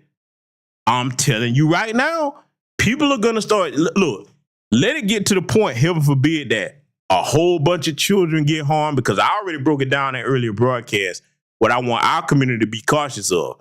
A lot of these illegal aliens coming over here, violating children is what they do in their homeland, violating children and women. A lot of them already got that going on.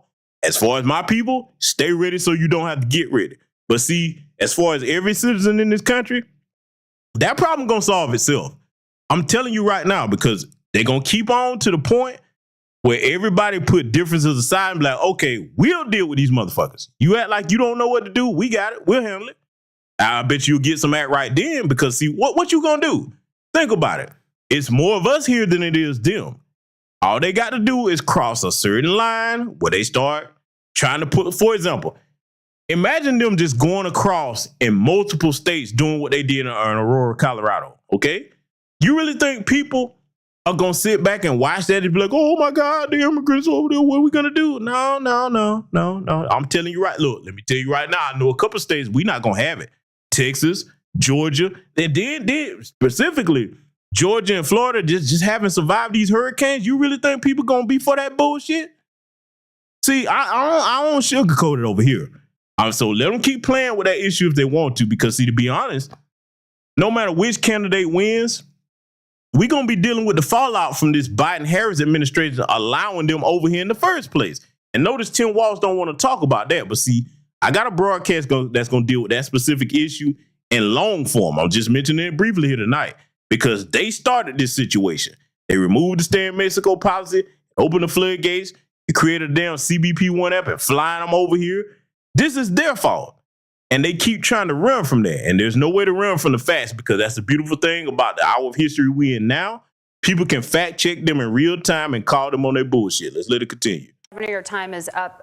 Senator, the question was, will you separate parents from their children, even if their kids are U.S. citizens? You have 1 minute. Margaret, my point is that we already have massive child separations thanks to Kamala Harris's open border. And I didn't accuse Kamala Harris of inviting drug mules. I said that she enabled the Mexican drug cartels to operate freely in this country. And we know that they use children as drug mules. And it is a disgrace, and it has to stop. Look, I think what Tim said just doesn't pass the smell test. For 3 years, Kamala Harris went out bragging that she was going to undo Donald Trump's border policy. She did exactly that. We had a record number of illegal crossings. We had a record number of fentanyl coming into our country. And now that she's running for president, or a few months before, she says that somehow she got religion and cared a lot about a piece of legislation. The only thing that she did when she became the vice president, when she became the appointed border czar, was to undo 94 Donald Trump executive actions that opened the border. This problem is leading to massive problems in the United States of America. Parents who can't afford health care, schools that are overwhelmed. It's got to stop, and it will when Donald Trump is president again. Senator, your time is up. Governor, what about our CBS News polling, which does show that a majority of Americans, more than 50%, support mass deportations? Look, we fix this issue with a bill that is necessary, but the issue on this is what happens when you don't want to solve it. You demonize it. And we saw this. And Senator Vance, and it surprises me on this, talking about and saying, I will create stories to bring attention to this. That vilified a large number of people who were here legally in the community of Springfield. The Republican governor said, it's not true, don't do it. There's consequences for this. There's consequences. We could come together. Senator Langford did it. We could come together and solve this if we didn't let Donald Trump continue to make it an issue. And the consequences in Springfield were the governor had to send state law enforcement to escort kindergartners to school. I believe. See, this is what disgusts me, and I don't care which side does that. When you ask them a question, they start dancing around and answering everything except for the question. The question directly was, what are you going to do about illegal immigration as a whole? Not focus on one specific issue, because basically trying to go back to that whole thing that Donald Trump did not say, by the way, whether you like him or not. He did not say Haitians are eating cats and dogs. He said there. And you don't know who he meant by that. I'm just being real. He didn't specify who he was talking about. So what I'm looking at with this weasel here, he's trying to invoke sympathy, talking about the people that's over here legally. We're talking about the illegals. Well, that's what we're talking about. See, don't let either politician in either party play with you about a serious issue that you're dealing with. And see, another thing I want to point out to my audience, you should have zero tolerance for any politician, Democrat or Republican, coming to you and stating what you know you're already living, what your lived experience is. You stop them and tell them, listen, I don't need to hear about what I'm already living. I need to hear what solutions you have if you want my vote, okay? See, I want our people to become accustomed to stopping bullshit the minute that it comes out their mouth. Let these people know that if you're going to talk to me, we're going to talk business. Don't come here talking about your anecdotal stories like Kamami keep talking about her mom and all of that. Oh, boy, I'm going to really get into that next broadcast coming up.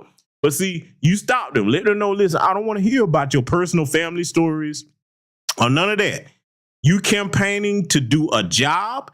That job is business, not personal. I don't give a damn about being cool with you.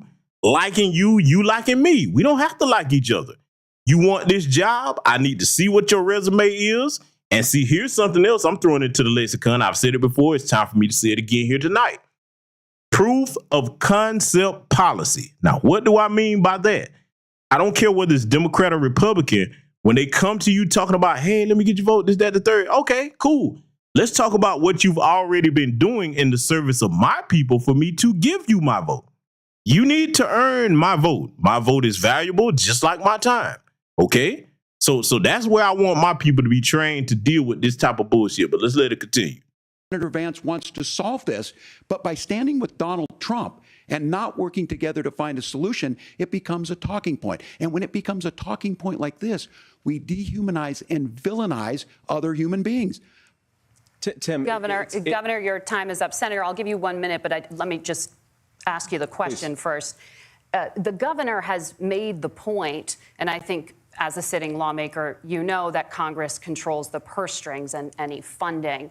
So you have said repeatedly that Donald Trump would, through executive action, solve this. Do you disagree that Congress controls the purse strings and would need to support many of the changes that you would actually want to implement? You have 1 minute. Look, Margaret, first of all, the gross majority of what we need to do at the southern border is just empowering law enforcement to do their job. I've been to the southern border more than our borders are. Kamala Harris has been, and it's actually heartbreaking because the Border Patrol agents, they just want to be empowered to do their job. Of course, additional resources would help, but most of this is about the president and the vice president empowering our law enforcement to say, if you try to come across the border illegally, you've got to stay in Mexico, you've got to go back through proper channels. Now, Governor Walz brought up the community of Springfield, and he's very worried about the things that I've said in Springfield. Look, in Springfield, Ohio, and in communities all across this country, you've got schools that are overwhelmed. You've got hospitals that are overwhelmed. You have got housing that is totally unaffordable because we brought in millions of illegal immigrants to compete with Americans for scarce homes. The people that I'm most worried about in Springfield, Ohio, are the American citizens who had their lives destroyed. Harris's open border. It is a disgrace, Tim. And I actually think, I agree with you. I think you want to solve this problem, but I don't think that Kamala Harris does. Senator, your time is up. Governor, you have 1 minute to respond. Yeah, well, it is law enforcement that asked for the bill. They helped craft it. They're the ones that supported it. That's because they know we need to do this. Look, this issue of continuing to bring this up, of not dealing with it, of blaming migrants for everything. On housing, we could talk a little bit about Wall Street speculators buying up housing and making them less affordable, but it becomes a blame. Look, this bill also gives the money necessary to adjudicate. I agree, it should not take 7 years for an asylum claim to be done. This bill gets it done in 90 days. Then you start to make a difference in this, and you start to adhere to what we know, American principles. I don't talk about my faith a lot, but Matthew 25:40 talks about, to the least amongst us you do unto me. I think that's true of most Americans. They simply want order to it. This bill does it. It's funded. It's supported by the people who do it. And it lets us keep our dignity about how we treat other people. Thank you, Governor. I don't like how he tried to slip that Bible verse in there. No. Because before you can help anybody else, you need to help yourself first. Charity starts at home. See, notice that when Tim Walz was talking about this particular issue here with this illegal immigration, he's talking as if he's trying to be in favor of it, because look, we know what the Democrats are doing. They're trying to replace the black voter base with illegal aliens, hurry up and give them amnesty so that they'll be legal over here to vote. That's what they're trying to do. You know why I know I'm right about that? Notice that Tim Walz is acting like none of the illegal aliens coming up here are committing these crimes that we clearly see on the news. Some of you across the country, no matter where you are in my chat room, you know about things that's going on in your state, in your city right now that they're doing, okay, if they're there, all right? So he's not even addressing what you're going to do about that. See, in other words, this is what I don't like. When they try to use a straw man situation talking about something that you know nobody brought up. Nobody's talking about the law-abiding people. We're talking about the people that's committing these damn crimes. So see, that lets you know that he's pro the situation that the Democrat Party is as far as them trying to replace the black voter base. They don't want to come out and say that, but see, let me tell you something, family. As far as those in Black America, I want my people to become accustomed to saying what I just said in front of them and let them know, listen, I see what you got going on. You're hateful towards Black America and trying to replace your voter base with these illegal aliens. That's the long and short of it. It's not complicated. It's not rocket science, because if you wasn't doing that, listen, we all saw how they turned those Haitian migrants that came up here. They turned them around in 48 to 72 hours and got them out the country. Arrested all of them. We saw the pictures, running them down on horseback, rounded them up, put them on the first C-130 they could find, and flew all of them right back to Haiti. So they can stop this problem if they wanted to. You understand? Don't let these people play in your faces, family. Let's let it continue. And just to clarify for our viewers, Springfield, Ohio does have a large number of Haitian migrants who have legal status, temporary protected status. Well, Margaret, but thank you, Senator. We have so much to get to. Margaret, I think it's important because we're going to turn now to the economy. Thank Margaret, you. the rules were that you guys weren't going to fact check, and since you're fact checking me, I think it's important to say what's actually going on. So there's an application called the CBP One app, where you can go on as an illegal migrant, apply for asylum or apply for parole, and be granted legal status at the wave of a Kamala Harris open border wand.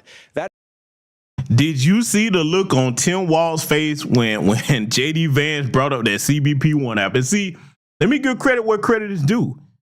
JD Vance needs to sound like this all the time. Level-headed, stick to the facts, don't get personal. Donald Trump can take a page from him right here in this debate. Now, I know JD Vance has ran off at the mouth and said a lot of crazy stuff. But see, I will give him credit as far as right now in this debate, what we're analyzing. That's how you deal with things. You stick to the facts. You stick to facts. You stick to what the American public cares the most about, and you stick to the solutions to the problem.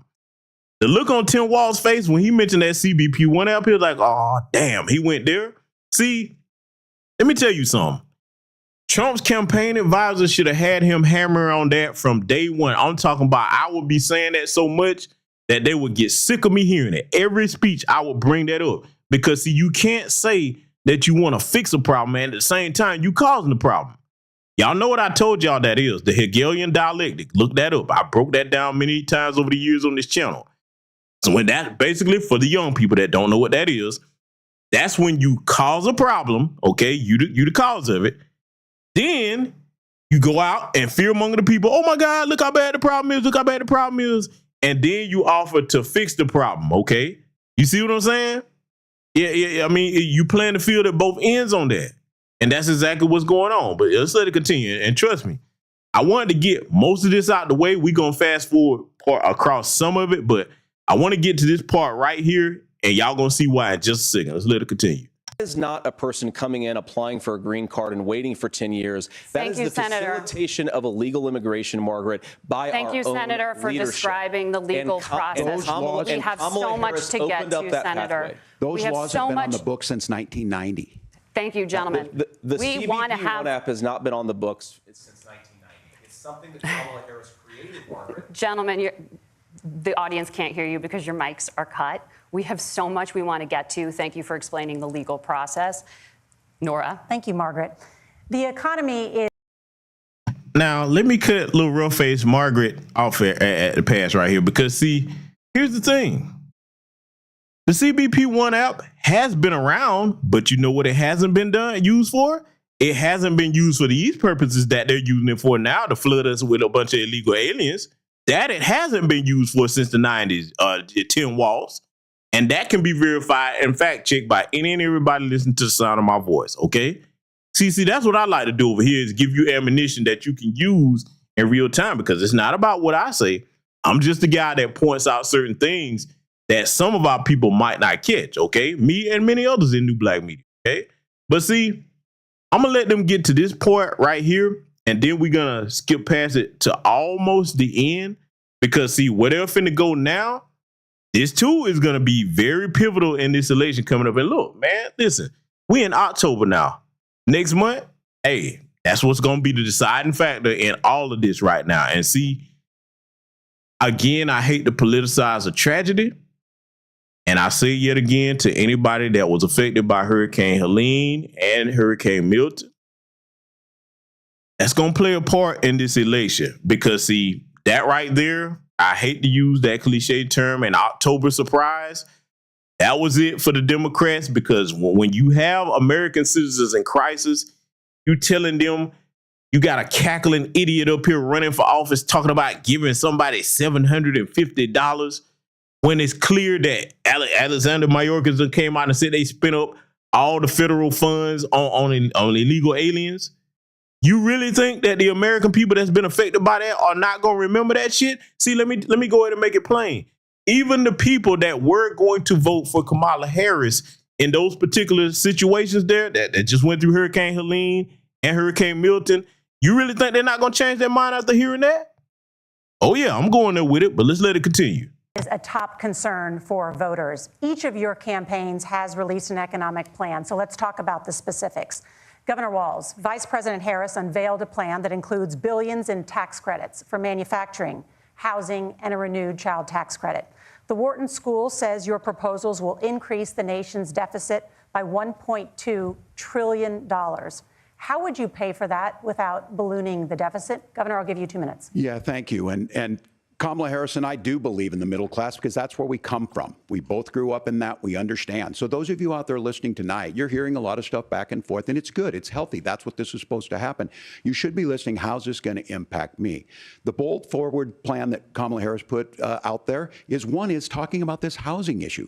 The one thing is there's 3 million new houses proposed under this plan with down payment assistance on the front end to get you in a house. A house is much more than just an asset to be traded somewhere. It's foundational to where you're at. And then making sure that the things you buy every day, whether they be prescription drugs or other things, that there's fairness in that. Look, the $35 insulin is a good thing, but it costs $5 to make insulin. They were charging $800 before this law went into effect. As far as the housing goes, I've seen it in Minnesota. 12% more houses in Minneapolis, prices went down on rent 4%. It's working. And then making sure tax cuts go to the middle class. $6,000 child tax credit, we have one in Minnesota, reduces childhood poverty by 1/3. We save money in the long run, and we do the right thing for families. And then getting businesses off the ground. The law as it stands right now is $5,000 tax credit for small business, increasing that to $50,000. Now, this is a philosophical difference between us. Donald Trump made a promise, and I'll give you this. He kept it. He took folks to Mar-a-Lago, said, you're rich as hell, I'm going to give you a tax cut. He gave the tax cuts that predominantly went to the top class. What happened there was an $8 trillion increase in the national debt, the largest ever. Now he's proposing a 20% consumption or sales tax on everything we bring in. Everyone. Here's where they start telling that lie, talking about the sales tax. They're trying to conflate that with the tariffs that's in place that he's putting on China. See, this is why I just can't respect an outright liar. But see, to go to show you how intelligent my audience is, I got to acknowledge 2 comments in the chat room right now. Okay. Oh, yeah. Melanated Tay says she lost those states because the hurricanes happen in swing states. Very true, sister. See, this is why I said what I said. See, for you shillbillies, no matter the size of new black media channels, you better understand that the people that come and listen to us on these microphones, they are not stupid by any means, okay? And the good brother Nightfall Drop, oh man, this might be the comment of the night right here. Nightfall Drop says, talk about giving a tax credit for making kids, but I also want people to delete them freely, make it make sense. And see, people are keeping up with what the brother just said, the duality of this demonic Democrat Party right now, okay? They're keeping up with it. They're talking out both sides of their mouths. And see, since he wants to get biblical, I'll give you all a little bit of homework to do real quick. Go and look in the Bible and see what it says about a person that's indecisive, a lukewarm person, so to speak. We any of you that's familiar with the Bible scripture, that you know what I'm talking about. What the Most High thinks of a lukewarm person, a person that can't make up their mind. Because that's what this schizophrenic Democratic Party is right now. On one end, they saying one thing. On one end, they saying another. Then they being caught in all kinds of lies. And see, the American public is watching this. They're watching it. Whether they choose to vote the other side, independent, or sit it out, they're watching this. Only the most brain-dead people are making excuses for these people when they're being caught in bold-faced lies and when they're saying things to you that don't make any logical sense whatsoever. Because, see, while he's ranting and raving, talking about what Donald Trump did to raise a deficit, You know what raises a deficit also? Let me think, family. Because you know, you know, as we get older, we forget things. Oh shit, I got it. Letting a bunch of illegal aliens coming over here and giving them our taxpayer dollars, that raises a deficit. You know what else raises a deficit? Let me see if I can remember something else. Oh shit, giving a whole bunch of money to Israel and Ukraine. Oh man, and let's not forget the Afghan refugees that they brought over here, the Ukrainian refugees that they brought over here. Oh, just throwing money all over the place, making it rain like a trick in a strip club, except for when it come time to take care of American citizens. You know, that raises the deficit too. Let's let it continue. Agrees, including businesses, it would be destabilizing it. It would increase inflation and potentially lead to a recession. Look, this is simple for you. Where are we going? Kamala Harris has said to do the things she wants to do. We'll just ask the wealthiest to pay their fair share. When you do that, our system works best. More people are participating in it, and folks have the things that they need. Senator, I want to give you a moment to respond on that. But similarly, the Wharton School has done an analysis of the Trump plan and says it would increase the nation's deficit by $5.8 trillion. My question is the same for you. How do you pay for all that without ballooning the deficit? I'll give you 2 minutes. Well, first of all, you're going to hear a lot from Tim Walz this evening, and you just heard it in the answer, a lot of what Kamala Harris proposes to do. And some of it, I'll be honest with you, it even sounds pretty good. Here's what you won't hear, is that Kamala Harris has already done it. Because she's been the vice president for 3.5 years. She had the opportunity to enact all of these great policies. And what she's actually done instead is drive the cost of food higher by 25%, drive the cost of housing higher by about 60%. Open the American southern border and make middle-class life unaffordable for a large number of Americans. If Kamala Harris has such great plans for how to address middle-class problems, then she ought to do them now. Not when asking for a promotion, but in the job the American people gave her 3.5 years ago. And the fact that she isn't tells you a lot about how much you can trust her actual plans. Now, Donald Trump's economic plan is not just a plan, but it's also a record.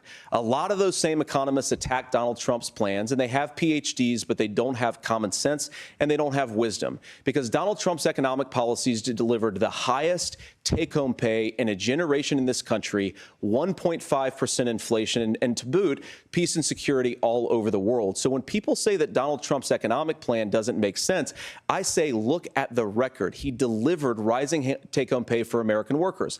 Now, Tim admirably admits that they want to undo the Trump tax cuts. But if you look at what was so different about Donald Trump's tax cuts, even from previous Republican tax cut plans, is that a lot of those resources went to giving more take-home pay to middle-class and working-class Americans. It was passed in 2017, and you saw an American economic boom unlike we've seen in a generation in this country. That is a record that I'm proud to run on, and we're going to get back to that common sense wisdom so that you can afford to live the American dream again. I know a lot of you are struggling. I know a lot of you are worried about paying the bills. It's going to stop when Donald Trump brings back common sense to this country. Governor, do you want? Now, let me chime in on what J.D. Vance just said here, because, see, as good as what he just said sounded, he left something out. See, I'm going to tell you something. When you're dealing with an opponent, especially a deceitful one, the most powerful thing you can do is stick to the truth, stick to the facts, and talk solutions. But see, he forgot one thing he should have said. And this is what, like, y'all tell me what you think of this. If I was on that stage and I was debating him, after I would have said what J.D. Vance just said, I would have put this on it as a closer. I would have said, not only are we intending to get back to what we had before when Donald Trump was in office, I would have said the longer that this administration stays in place, it's going to cost us more dealing with things and trying to get things back to normal. That's the part he should have put on there at the end. He should have said that and made it, because that's the truth. You think about all this stuff, it's going to have far-reaching consequences. Look at all these people, hundreds of thousands of people they flooded this country with, okay? Just running all over the place. Instead of them, because see, let's be clear, these people are not coming up here to seek asylum. See, words actually have meaning. Asylum is for people that's escaping war-torn countries. These people are not fleeing from war-torn countries. No, they running up here because they heard they can get a bunch of free stuff. That stay in Mexico policy should have still been enacted. Okay, you catch them at the border, You got an asylum case? Okay, cool. You're going to wait for that asylum case in the next stable country, even if you were running from a war-torn country. You passed some stable countries to get here. So while your case is coming up, you're going to be over there. You're not going to be here in the United States. See, I would lock that crap down. Until you hear somebody talking like that, they're not serious about solving the problem. And I'm talking about on either side of the political aisle. That's what we need to get to, family. But see, we're going to go ahead and fast forward towards near the end, because I wanted to touch on those key things that I let y'all hear tonight. We're going to take it to about this part right here, because, family, let me tell y'all something. That type of sugarcoating that they have going on, man, everybody that's listening to the sound of my voice, no matter what walk of life you from, what state you from, if you're an American citizen, no matter what race you are from, you better start getting to the point where you deal with politicians on both sides of the aisle and let them know that you're not playing games with them about these issues that are affecting our country. Because, see, put yourself to the side for a minute, okay? That's exactly what those of us who are oldest are supposed to do if we're thinking about leaving a legacy. Let's deal with that word legacy. Think about how that's going to affect your children and your grandchildren, all this stuff they're dealing with right now. All this stuff that the Biden-Harris administration inflicted, because that's who's in power and that's who did it. I don't care how much they talk about Trump. If Trump was in office and he was doing this, I would be going in on him too. But he's not in office. They are, okay? And it is the Biden-Harris administration. Kamala Harris wasn't just, I mean, she was ducking off in the basement wherever the hell they was hiding her ass at. All this stuff everybody talking about she doing when? You never seen her come out from under that little rock she was hiding under. Remember when they appointed her the border czar, which they killed? I showed y'all over on previous broadcasts how they tried to deny that that's what her title was, and I went and showed you how that's exactly what they were calling her in the media with their lying asses.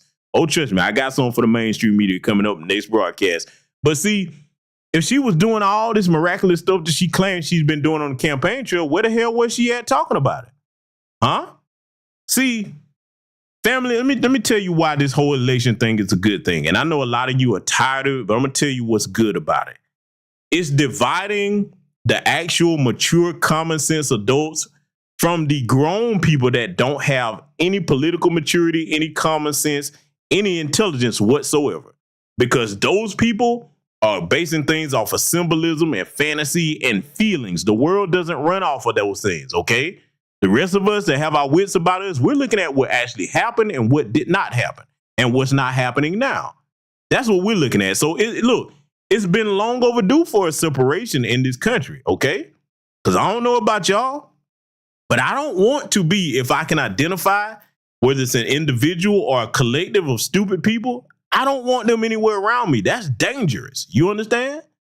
So it's good we're seeing where everybody stands. This is a great time to be alive because, see, when you can understand what people's positions are, which is what I prefer, whether I agree or disagree with them, I want to know where you stand so I know how to proceed to deal with you or not deal with you. Let's let it continue. Senator Vance, at the last presidential debate, former President Trump was asked about replacing the Affordable Care Act. In response, he said, "I have concepts of a plan." Since then, Senator, you've talked about changing how chronically ill Americans get health insurance. Can you explain how that would work? And can you guarantee that Americans with pre-existing conditions won't pay more? I'll give you 2 minutes. Well, of course, we're going to cover Americans with pre-existing conditions. In fact, a lot of my family members have gotten health care.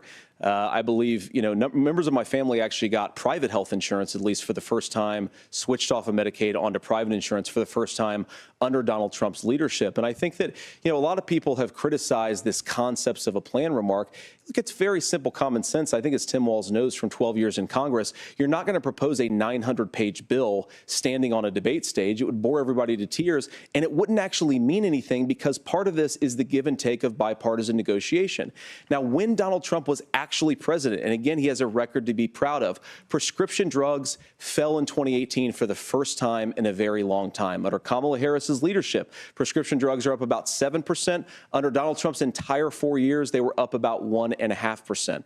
He introduced pricing transparency. Think about healthcare. You go into a hospital, you try to buy something, and nobody knows what it actually costs. That price transparency will actually give American consumers a little bit more choice and will also drive down costs. And we talked about, the reinsurance regulations is what I was talking about. Look, Donald Trump has said that if we allow states to experiment a little bit on how to cover both the chronically ill but the non-chronically ill, it's not just a plan. He actually implemented some of these regulations when he was president of the United States. And I think you can make a really good argument that it salvaged Obamacare, which was doing disastrously until Donald Trump came along.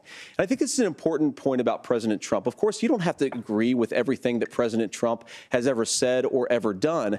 But when Obamacare was crushing under the weight of its own regulatory burden and healthcare costs, Donald Trump could have destroyed the program. Instead, he worked in a bipartisan way to ensure that Americans had access to affordable care. It's not perfect, of course, and there's so much more that we can do, but I think that Donald Trump has earned the right to put in place some better health care policies. He's earned it because he did it successfully the first time. Governor? Now, I let him go on about health care and insurance because I want to ask my audience over here a very important question. I want to see what you think of this because, see, I honestly think that what I'm about to ask you, I believe that if any generation is going to enact that when they come to power, it's going to be Gen Z. Here's my question, family.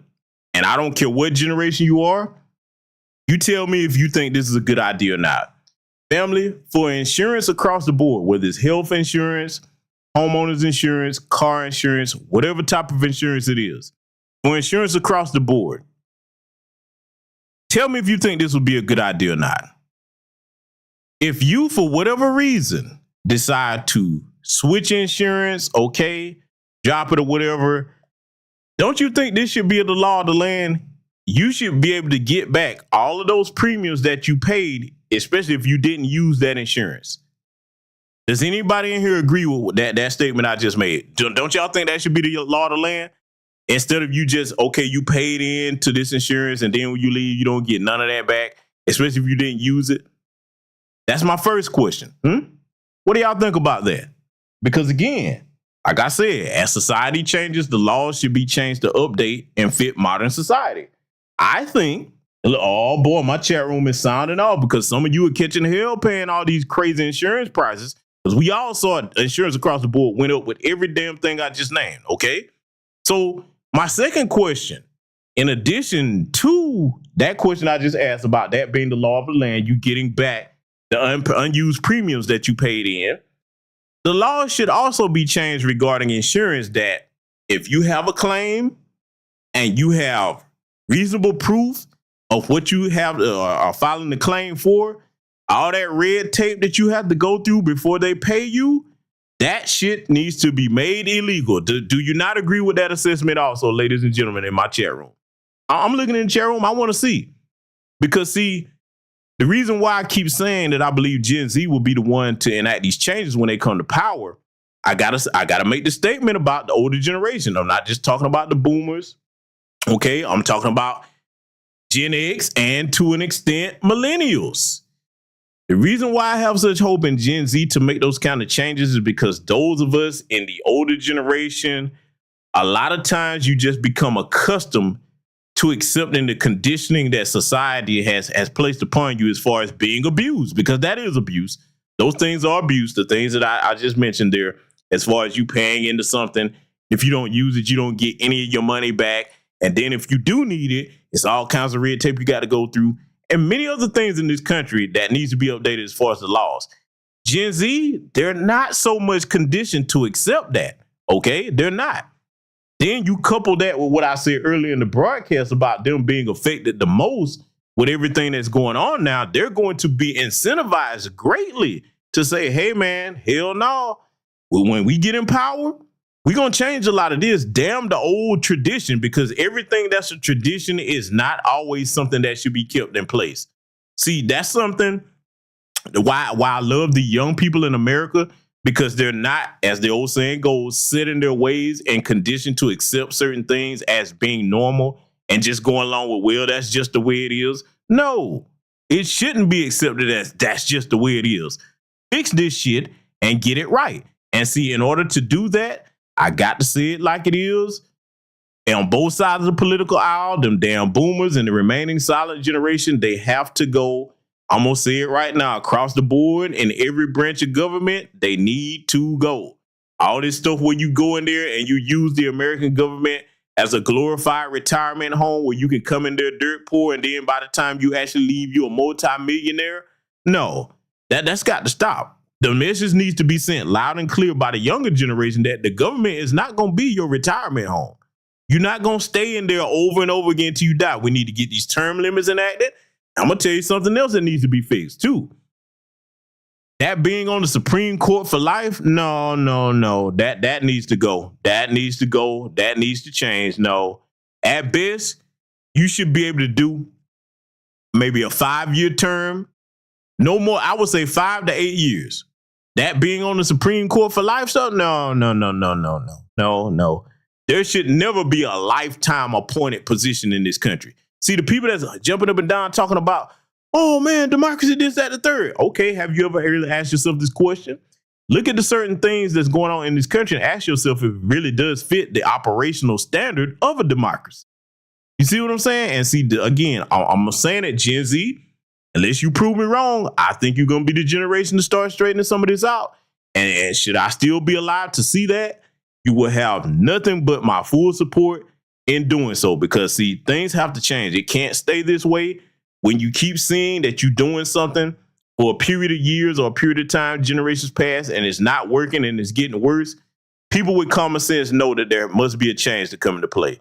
So we're going to let Tim Walz get into his babble now. I just wanted to put that on your mind. So let it continue. All right, here's where being an old guy gives you some history. I was there at the creation of the ACA. And the reason it was so important is I come from a major healthcare state, home of the Mayo Clinic, home to Medical Alley, 3M, Medtronic, all of those. We understand healthcare. It's why we're ranked first on affordability and accessibility and quality of healthcare.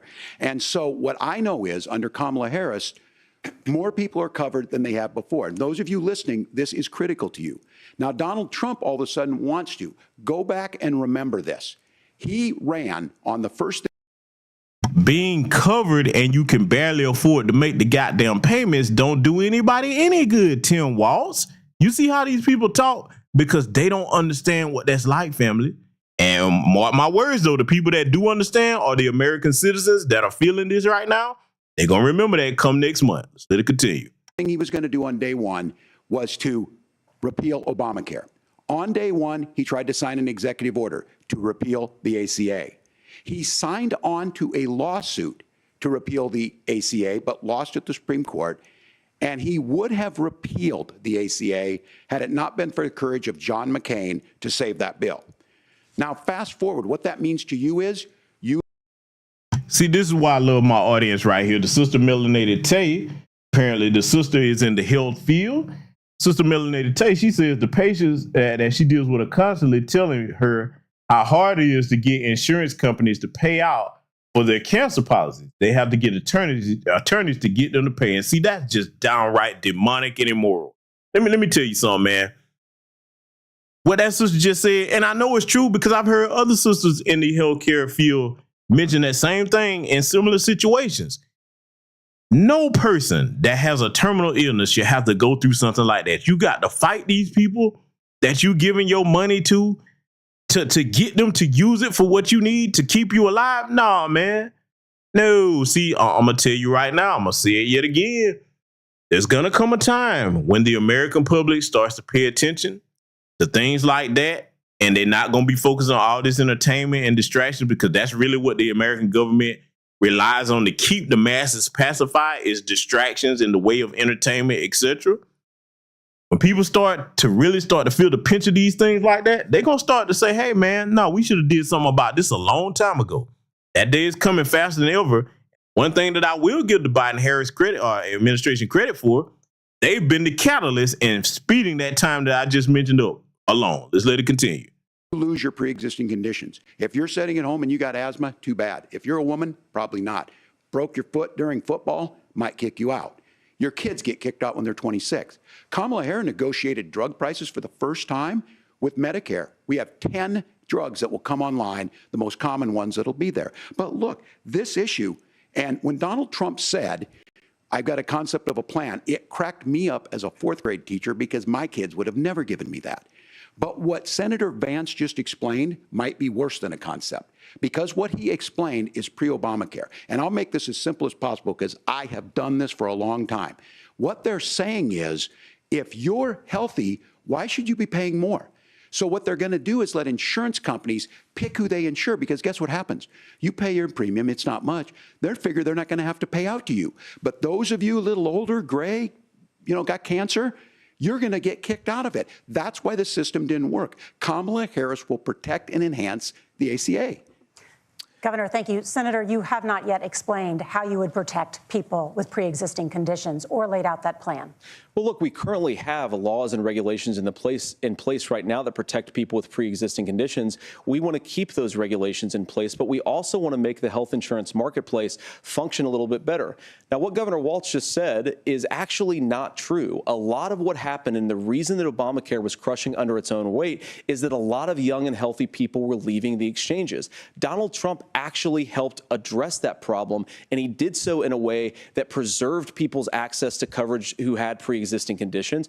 But again, something that these guys do is they make a lot of claims about if Donald Trump becomes president, all of these terrible consequences are going to ensue. But in reality, Donald Trump was president. Inflation was low. Take-home pay was higher. And he saved the very program from a Democratic administration that was collapsing and would have collapsed absent his leadership.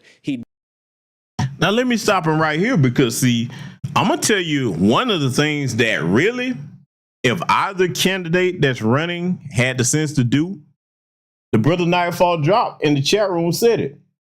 As bad as people talk about Britain and Canada's health care, all their pills are one price, and he's absolutely correct on that. If either candidate started talking about implementing the healthcare system that Canada or Britain and that have your free healthcare have, that would help them tremendously. But see, again, that goes to show you in both parties, they really not concerned about what's in the best interest in the welfare of the citizens. Now, I'm going to tell you why that's so insane. Besides it being demonic, okay, because especially in this country, especially if you're a black person, all the stress that you deal with, working yourself to death. But if I'm going to extrapolate this, I'm on a rare occasion now, because I usually don't just focus on Black America. I'm going to extrapolate this out towards all people, all American citizens. It would behoove them to invest in or implementing free health care, because if all you care about is just money, let's say you don't give a damn about the people, all you care about is money. The healthier that people are in the workforce, the more they can make you money. Think about it. Who you going to have to make your money if everybody's sick and dying, huh? What's going to happen then? So, I mean, even if you were just a corporate greedy bastard that only care about your bottom line, hell, who you going to get to have to work for you? Now, I know what a lot of people are saying. Well, GBS, they really don't need people anymore because automation is coming. Let me tell y'all something right now about automation. It is coming, but they're not going to be able to automate everything. You're going to need people to do certain things, okay? You're going to need people to do certain things. So there's never going to be a society where you just X people completely out the workforce. That's just not going to happen. Now, let's deal with that particular situation, because a lot of shillbillies are talking about that. I'm going to tell you another thing that I would have faith in Gen Z doing. You tell me whether you agree or disagree with this, family. I'm all for embracing technology. I'm all for changing with the times, because if you do not, change with the times, you get left behind. So you have to evolve as technology and society advances. However, I think it should be law that only a certain percentage of any corporation's workforce should be allowed to be automated. Beyond that, hey, look, I'm gonna go here with it. 30%, no higher. When you get to 30%, nope. I'm just saying, because see, this whole trying to be greedy and cut corners, we'll just make a machine do it because a machine doesn't need to take a vacation, it doesn't get sick, it doesn't break down. Okay, cool, but you would only be able to do that to a certain percentage of company. If I was in charge, that's how it would be. You would only be able to do that with a certain percentage of your workforce. and actually get certain tax breaks or be allowed to do business in America, period. Because see, if you're really going to be about America first, you need to start acting like it towards American people. Huh? That's just my idea. I mean, y'all tell me what you think on that. So we're going to let it continue, and we're going to see what else they're going to be talking about here. Because see, man, this stuff that's going on right now, mark my words, everything that I'm saying right now, it's going to come up again, and it's going to come up in the younger generation, okay? It is. I'm just the guy that's pointing it out. Some of y'all going to live to see it. Let's let it continue. Did his job, which is govern in a bipartisan way and get results, not just complain about problems, but actually solve them. Governor, did enrollment under the Affordable Care Act go up under the Trump administration? It's higher now that we've seen it go up. Look, people are using it. The system works. And the question about this of young people or whatever, that's the individual mandate piece of this. And Republicans fought tooth and nail saying, well, Americans should be free to do this. Well, then what happens is... So you think the individual mandate's a good idea? You shrink. I think the idea of making sure the risk pool is broad enough to cover everyone, that's the only way insurance works. When it doesn't, it collapses. You are asking pre-ACA where we get people. Salute to my first sergeant, some chick named Star for the cash out. Thank you very much, my good sister. That sister right there, if she doesn't mind me mentioning, she's in the healthcare field. So she sees a lot going on pertaining to what they're talking about right now. But see, let me throw one more in here while they're going back and forth about this particular issue about insurance. Tell me in the chat room, family, if you think this is also a good idea when it comes to insurance. They're talking about what either side is going to propose to do, this, that, and the third. But do you all in the chat room not think that there should be penalties and still punishment for insurance agencies that give their clients such a hard time when they're in need? Huh? Because see, look, let me be descriptive in what I mean when I say a certain type of punishment. If a certain number of people are complaining on an insurance company, this is what I would do if I was in charge. I would pause them from doing business. There will be an investigation.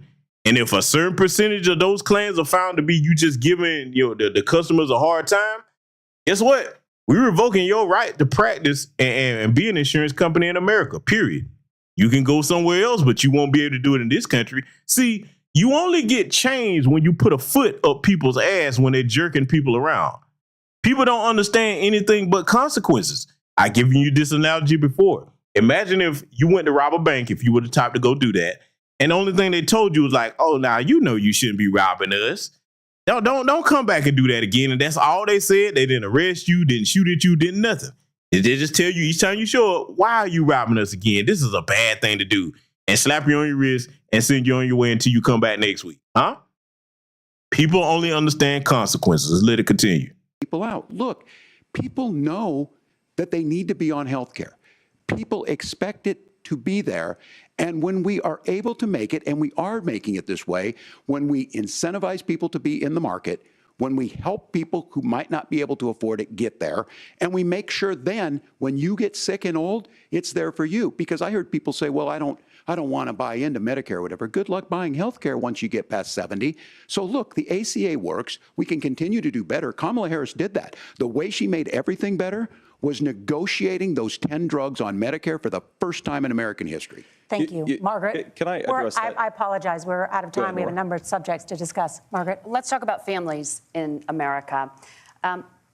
There is a child care crisis in this country, and the United States is one of the very few developed countries in the world without a national paid leave program for new parents. Governor Walz, you've said that if Democrats win both the White House and Congress, this is a day one priority for you. How long should employers be required to pay workers while they are home taking care of their newborns? You have 2 minutes. Yeah, well, that's negotiable, and that's what Congress worked. But here's what the deal is. Americans sitting out there right now, you may work for a big company. Look, we're home in Minnesota to some of the largest Fortune 500 companies. Kamala Harris knows that in California. Those companies provide paid family medical leave. One is, I think they're moral and they think it's a good thing, but it also keeps their employees healthy.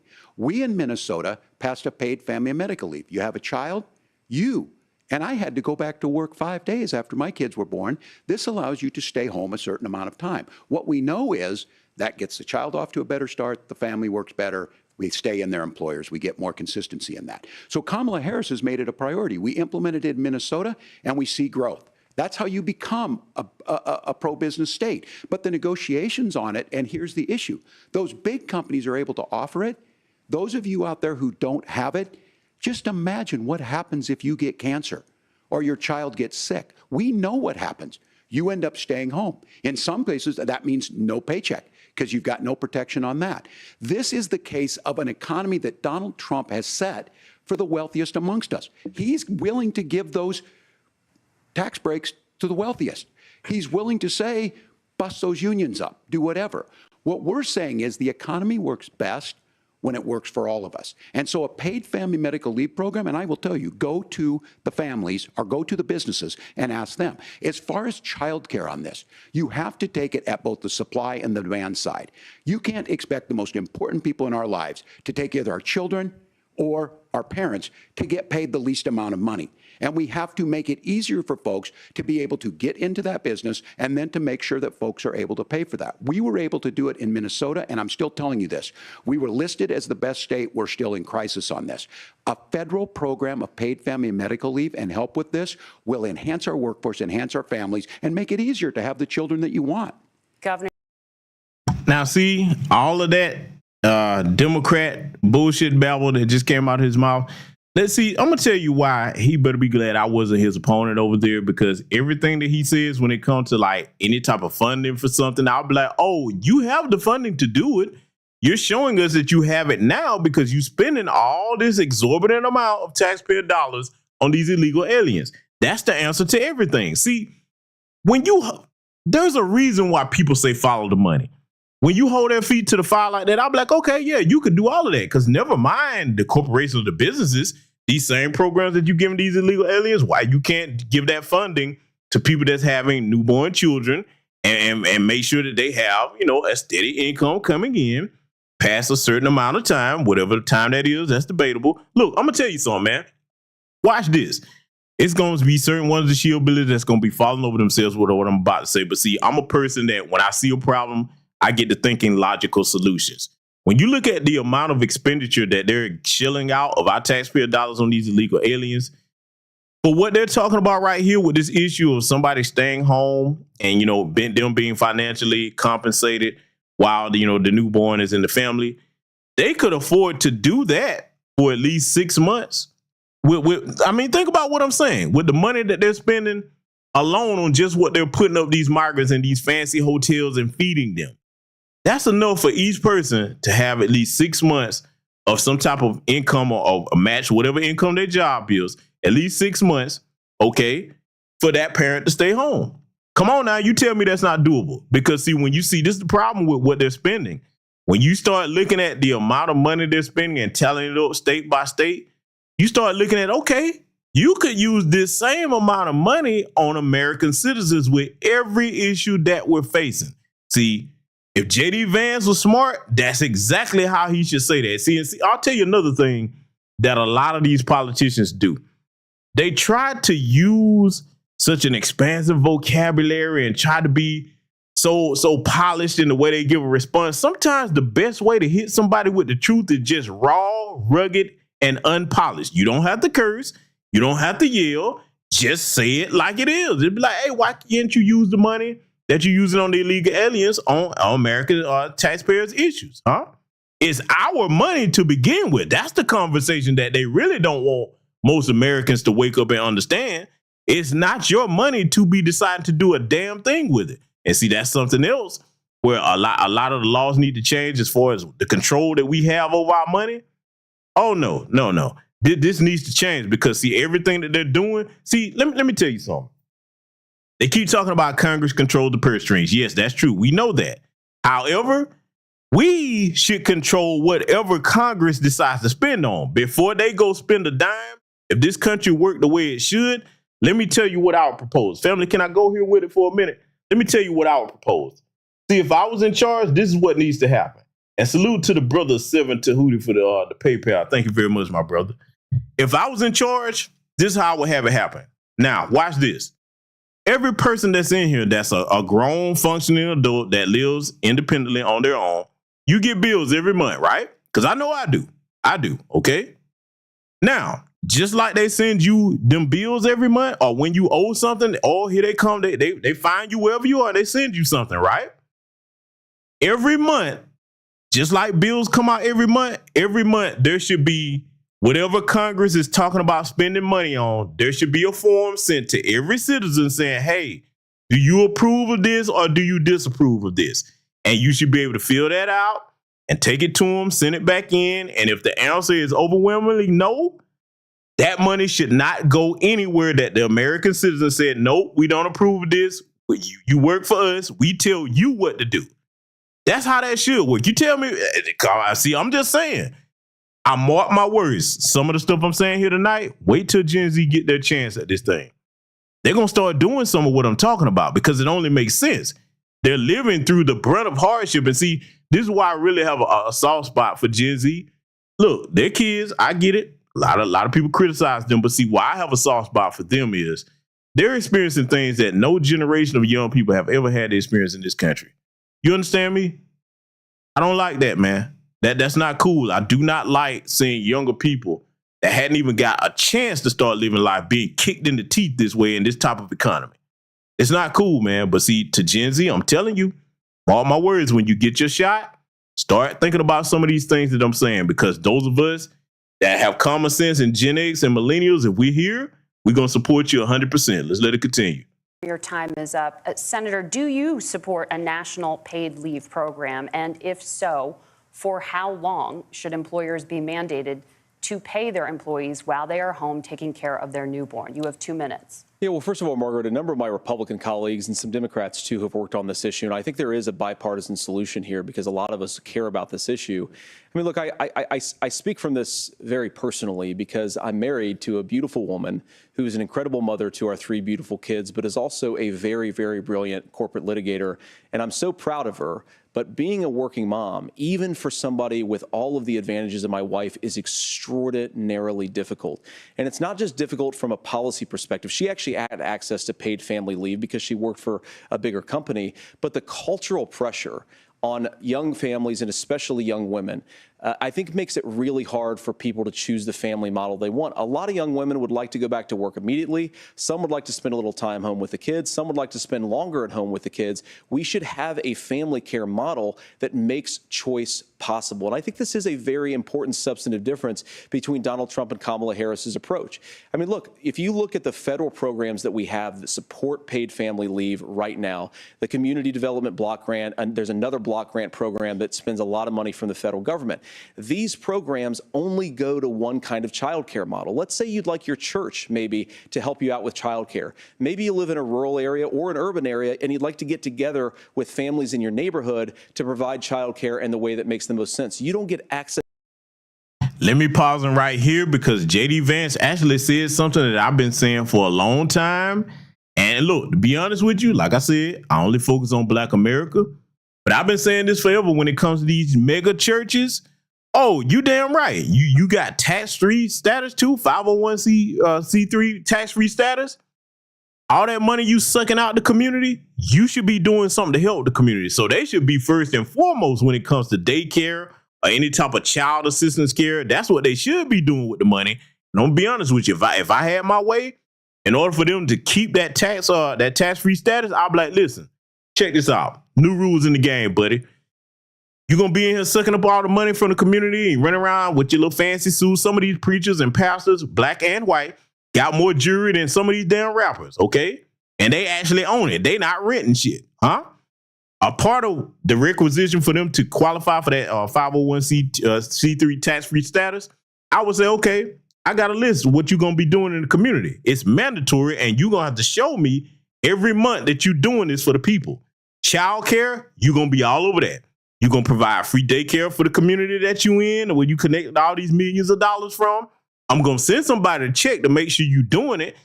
Anytime the community is in need of any type of assistance, whether it's homeless people, people that need legal expertise on something, you got all these funds. Oh, you're going to spend some of that money back with the people. If you don't, give me that 501c3 status, close your doors. And so I just wanted to throw that in there. See, boy, they don't want me up there because that's exactly how I'll be talking. Let's let it continue. to any of these federal monies. We want to promote choice in how we deliver family care and how we promote child care, because look, it is unacceptable.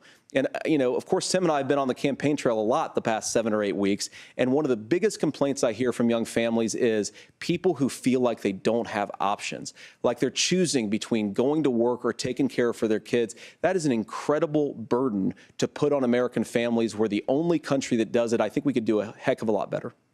Senator, thank you. You have also said, Senator Vance, many things about the American family.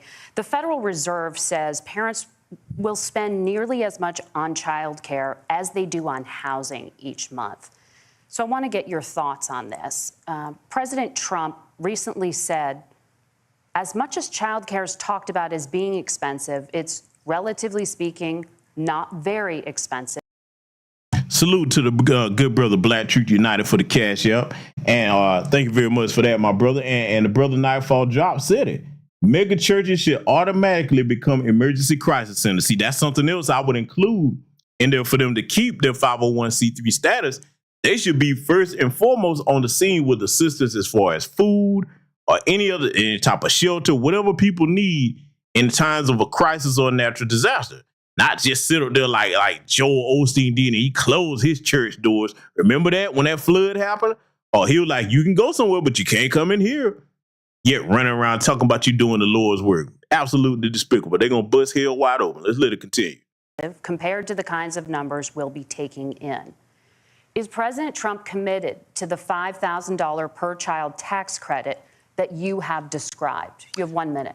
Well, what President Trump said, Margaret, I just want to defend my running mate here a little bit, is that we're going to be taking in a lot of money by penalizing companies for shipping jobs overseas and penalizing countries who employ slave laborers and then ship their products back into our country and undercut the wages of American workers.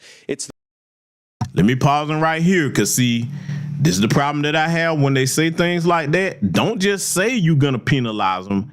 Tell the American public what you're going to do to penalize them. Now, y'all have heard me say this over the years.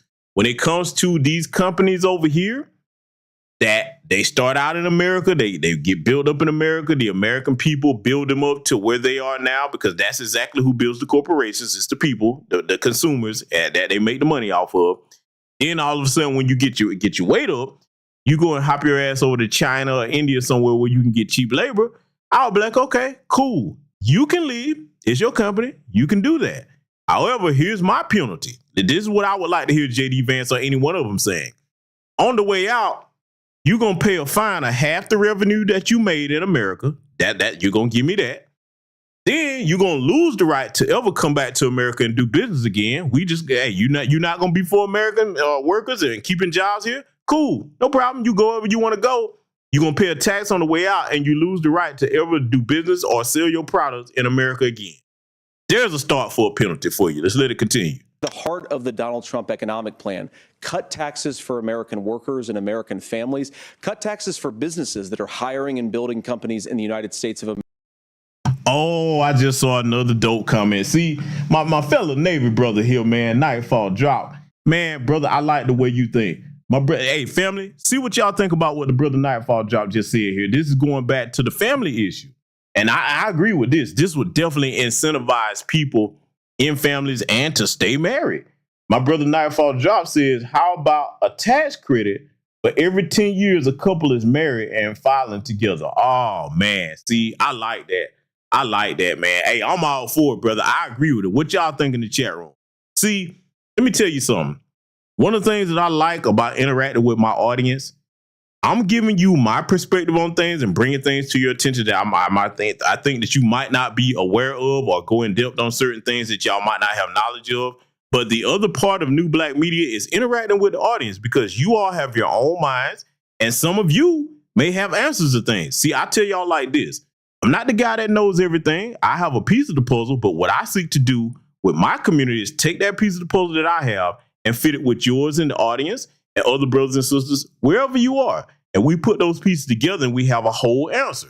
That's the way this thing should work. Let's let it continue. America, but penalize companies and countries that are shipping jobs overseas. That's the heart of the economic proposal. And I think what President Trump is saying is that when we bring in this additional revenue with higher economic growth, we're going to be able to provide paid family leave, childcare options that are viable and workable for a lot of American families. Can you clarify how that will solve the childcare shortage?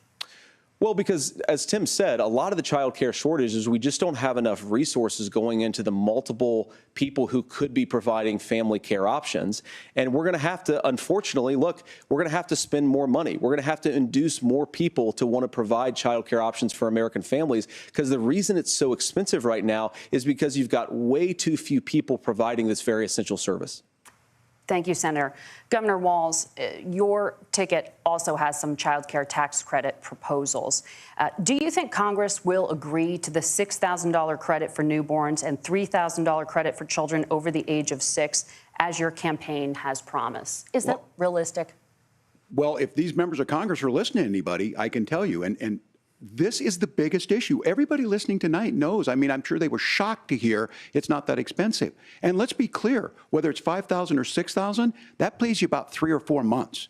Let's be clear of where we're at on this. It's because we got out of an imbalance on this. We thought we were going to get by not paying people. I don't think Senator Vance and I are that far apart. I'm not opposed to what he's talking about on options. We've done scholarships types of things. I think we need to be open to making the case.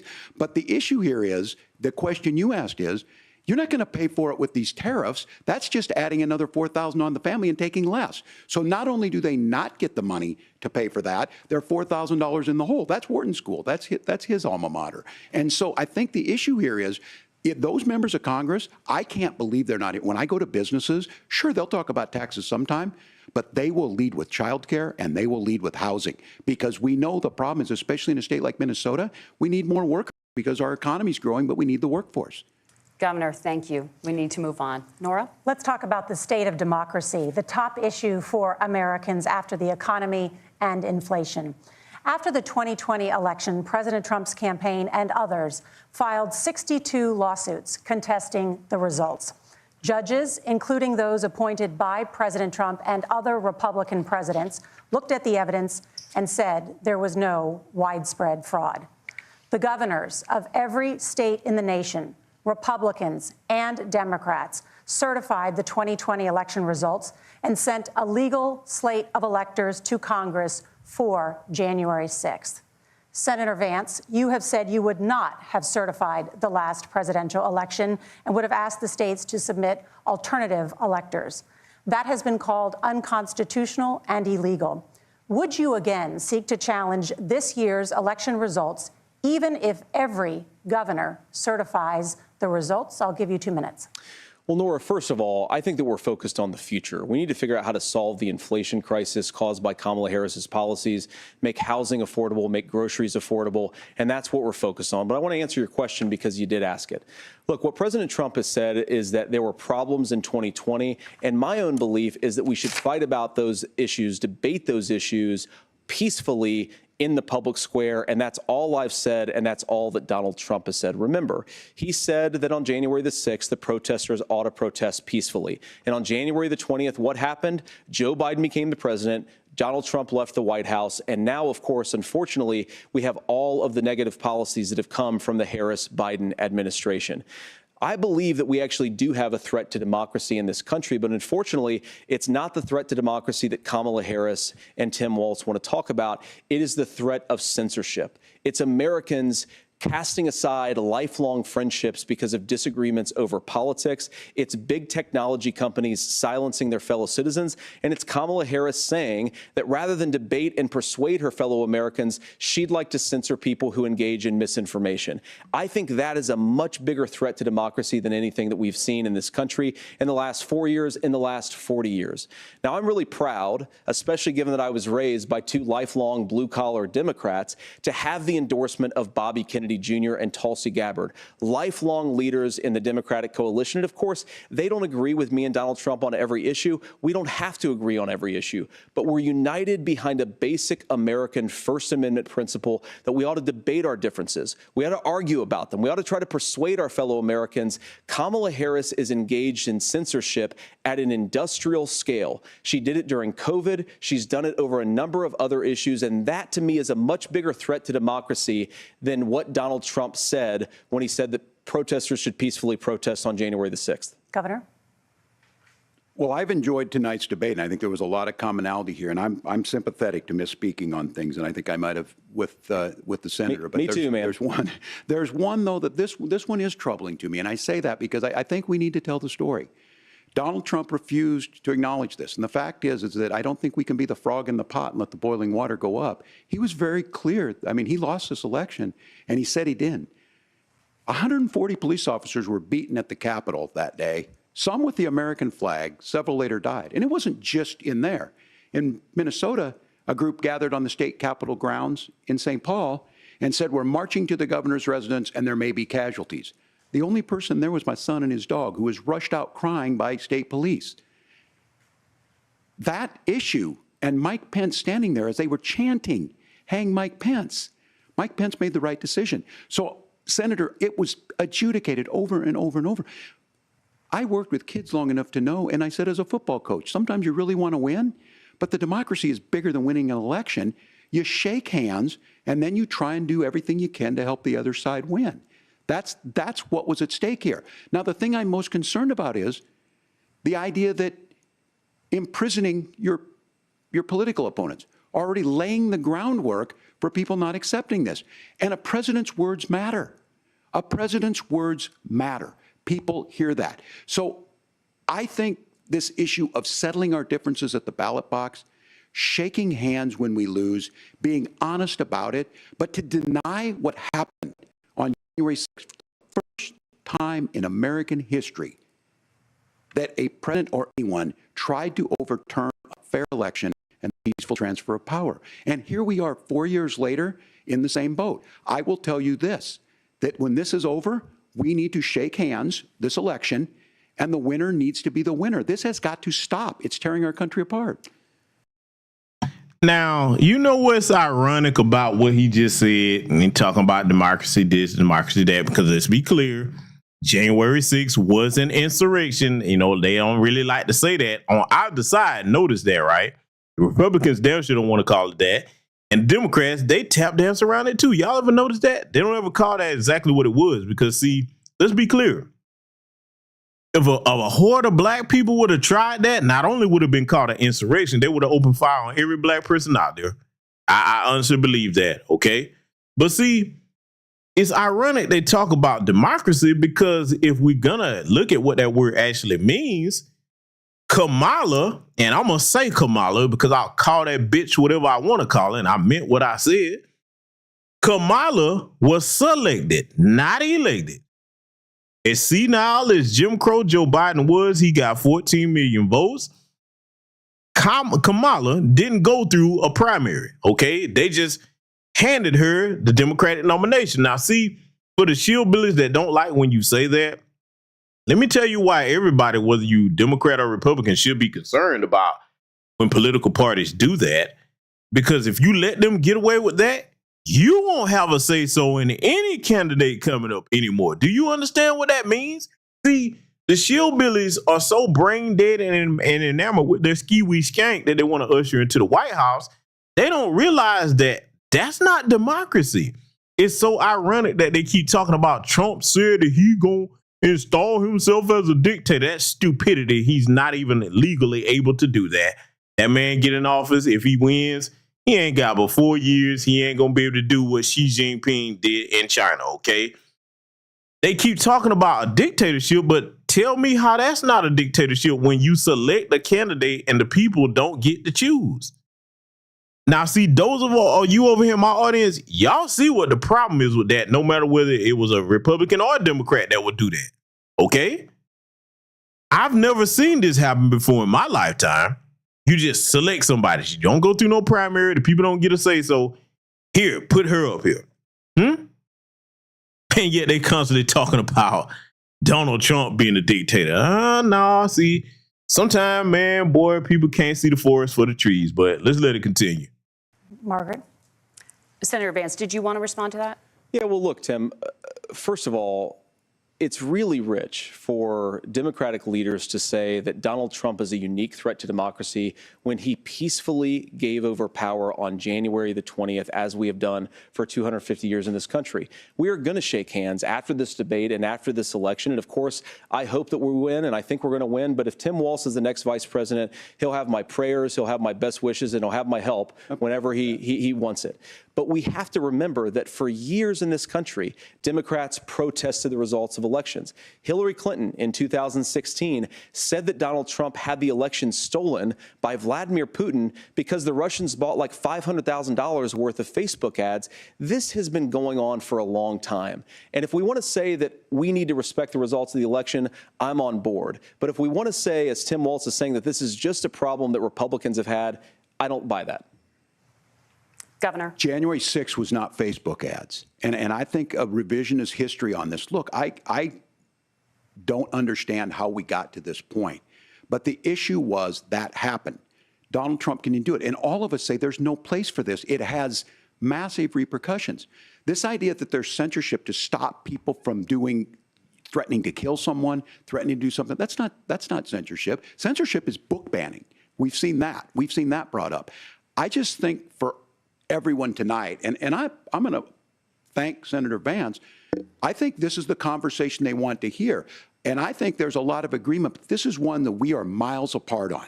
This was a threat to our democracy in a way that we had not seen.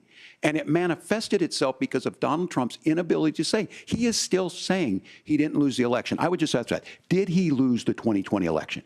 Tim, I'm focused on the future. Did Kamala Harris censor Americans from speaking their mind in the wake of the 2020 COVID situation? That is a damning non-answer. It's a damning non-answer for you to not talk about censorship. Obviously, Donald Trump and I think that there were problems in 2020. We've talked about it. I'm happy to talk about it further. But you guys attack us for not believing in democracy. The most sacred right under the United States democracy is the First Amendment. You yourself have said there's no First Amendment right to misinformation. Kamala Harris wants to use the power of government and big tech to silence people from speaking their minds. That is a threat to democracy that will long outlive this present political moment. I would like Democrats and Republicans to both reject censorship. Let's persuade one another. Let's argue about ideas, and then let's come together afterwards. You can't yell fire in a crowded theater. That's the test. That's the Supreme Court test. Tim, fire in a crowded theater. You guys wanted to kick people off of Facebook for saying that toddlers shouldn't wear masks. Senator, the governor does have the floor. Fire in a crowded.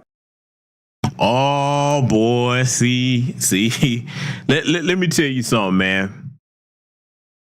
That was a missed opportunity for JD Vance to go even further talking about censorship, because we all know Kamami, she's on record.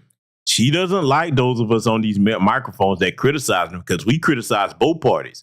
And see, what they really don't like is with the advancement of technology, you in my audience, listen to this live or recorded. You have the ability to catch them in lies and fact check them. Or we're going to do some fact checking in the next broadcast coming up on this channel. Oh, just wait. See, they don't like that, because they're gone are the days where they could just tell you anything and be lying and you had no way to verify it. Now you can catch them in lies just like that.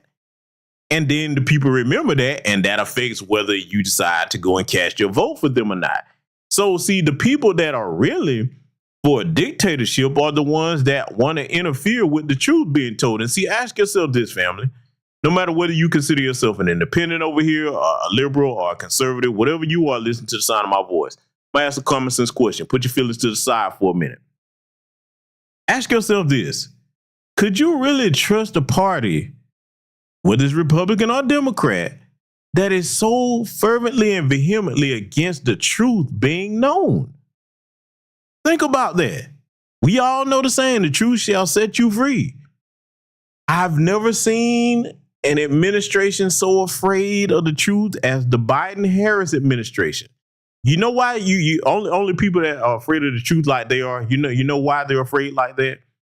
Only people that tell a whole bunch of lies are afraid of the truth. That's who fears the truth, okay? A person that don't have nothing to hide, they don't fear the truth. You embrace the truth. You want the truth to be front and center, because not only is that the right thing to do as far as transparency, but anytime that you deal in truth, you become a stronger people, okay? Mentally, intellectually, spiritually. When you deal with the truth, you're dealing with reality, okay? And when you're dealing with any type of problem, you need the truth front and center, or you're not going to be able to successfully solve that problem. That's what I wanted to point it out. We're going to let this wrap up, and then I'm going to give my closing thoughts. Let's let it continue. Theater, that is criticizing the policies of the government, which is the right of every American. Senator, the governor does have the floor for 1 minute to respond to you. Yeah, well, I don't run Facebook. What I do know is I see a candidate out there who refused, and now again, and this, I'm pretty shocked by this, he lost the election.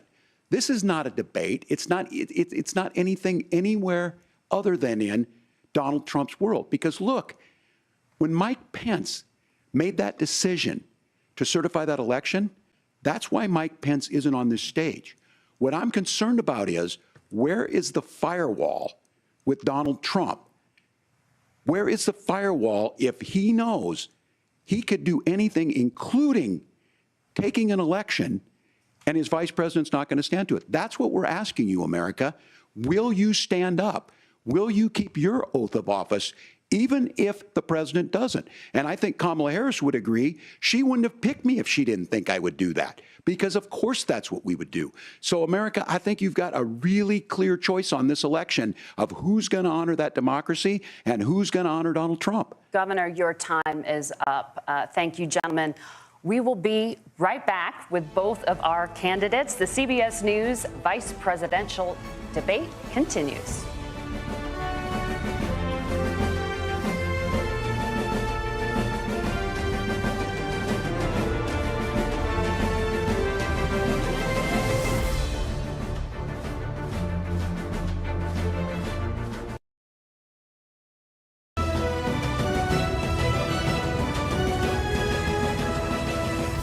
Welcome back to the CBS News vice presidential debate. It is now time for the closing statement. Senator Vance won the virtual coin toss and elected to go last. So, Governor Walz, you are first. You have 2 minutes. Well, thank you, Senator Vance. Thank you to CBS News. And most importantly, thank you to all of you. If you're still up and the folks who miss Dancing with Our Stars, I appreciate it. But look, the support of the democracy matters. It matters that you're here.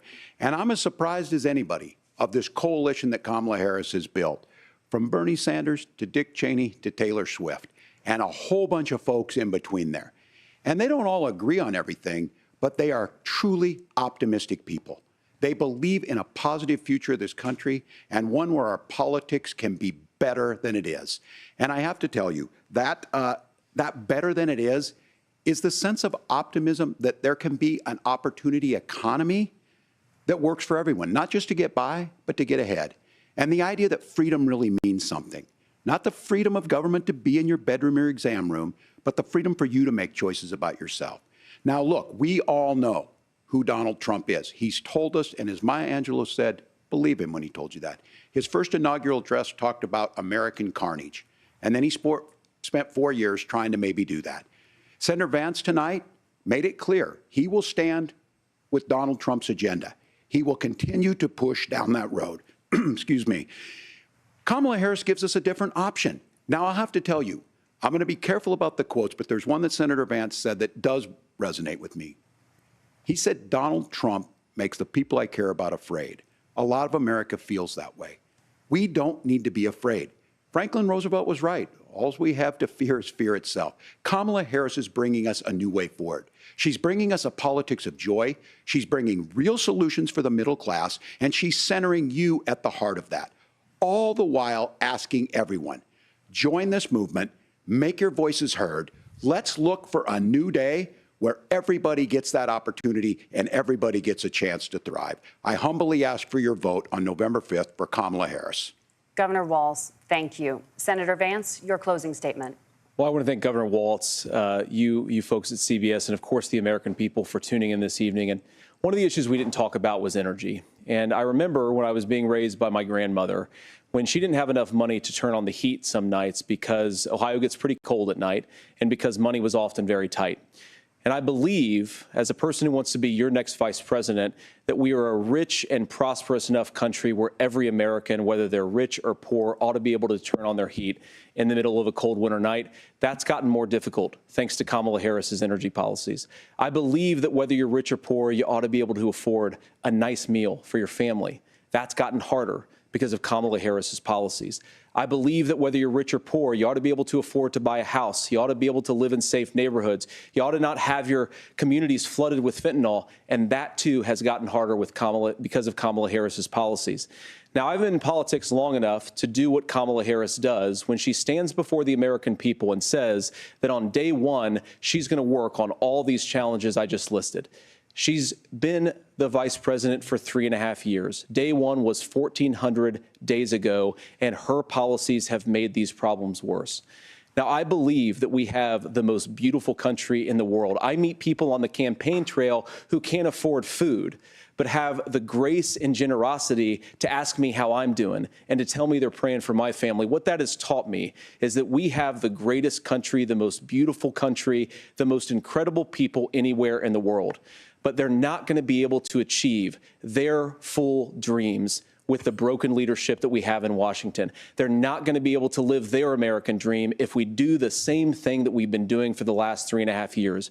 We need change. We need a new direction. We need a president who has already done this once before and did it well. Please vote for Donald Trump. And whether you vote for me or vote for Tim Walz, I just want to say I'm so proud to be doing this, and I'm rooting for you. God bless you, and good night. Senator Vance, thank you. And thank you both for participating in the only vice presidential debate of this election cycle. I'm Margaret Brennan. And I'm Nora O'Donnell. And a reminder, there are just 35 days until Election Day. Please get out and vote. And for all of us here at CBS News, thank you and good night.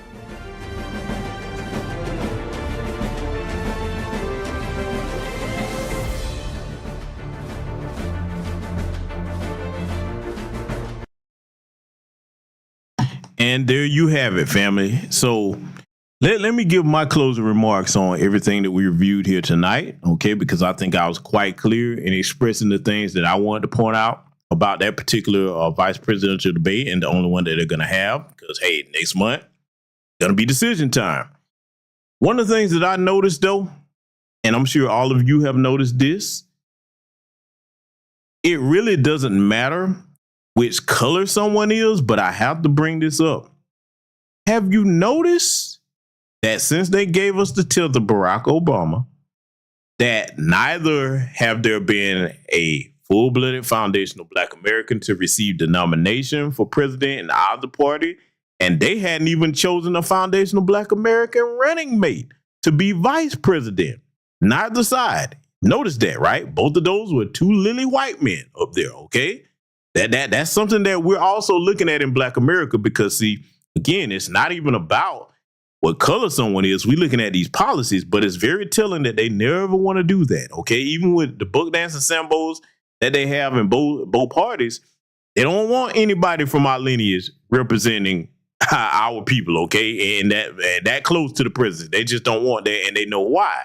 Because they know that there's always a chance that somebody from our lineage is going to relate to us and try to do the right thing by our people, okay? So the other thing I want to put on your minds here as we close out tonight, you listen to everything that they talked about, and again, nothing about Black America came up, okay? Talked about everything left, right, and center, except for us. There's a reason for that, family. This is why we telling these goofy shillbillies that's sitting up here cheering for the ski-wee skank, okay? My vice president talking about her collard greens in the tub, and, you know, these mysterious 80s Tupac's mixtapes that none of us have ever heard that she has exclusive access to, you know, because, hey, she has a time machine, you know, back then, and she could travel into the future and go get the Tupac tapes and listen to them back then and come back. I mean, you know, she's got all these incredible powers. Let me tell you something. For those of us with common sense and political maturity, we're not playing these games, okay? They're going to have to earn our votes. So people are going to say, okay, if you're not going to do anything for my community, I'm going to choose my comfortable couch. Some people are going to say, nope, this is too important to sit out. I'm going to vote for Jill Stein, Cornel West, or the Orange Man. But one thing that I can honestly say, most of Black America with sense, keyword sense, are not going to keep supporting these Democrats when they slitting our throats economically. And like we mentioned earlier, not to politicize these horrible disasters that happened with Hurricane Helene and Milton. But that's going to affect this election because those are swing states that they're happening in. My state, Georgia, and Florida. Mark my words, that callousness and that tone deafness and insensitivity that she showed American citizens in these two states, that's going to be her downfall. Mark my words. So family, with that said, I want all of you to make the best decision for you and your families, no matter what you choose to do. And remember that in times of crisis, when these people try to ignore us, we must learn the lesson that we must pull together without waiting on them to do a damn thing for us. We got us. We all we need when we come together and we on code. So with that said, thank you to everybody contribute to the broadcast. Expect me to go hard in the paint and really break their feelings and their spirits with the next broadcast coming up. If you don't know what that is, look in the live section. The thumbnail ought to tell you everything that you need to know.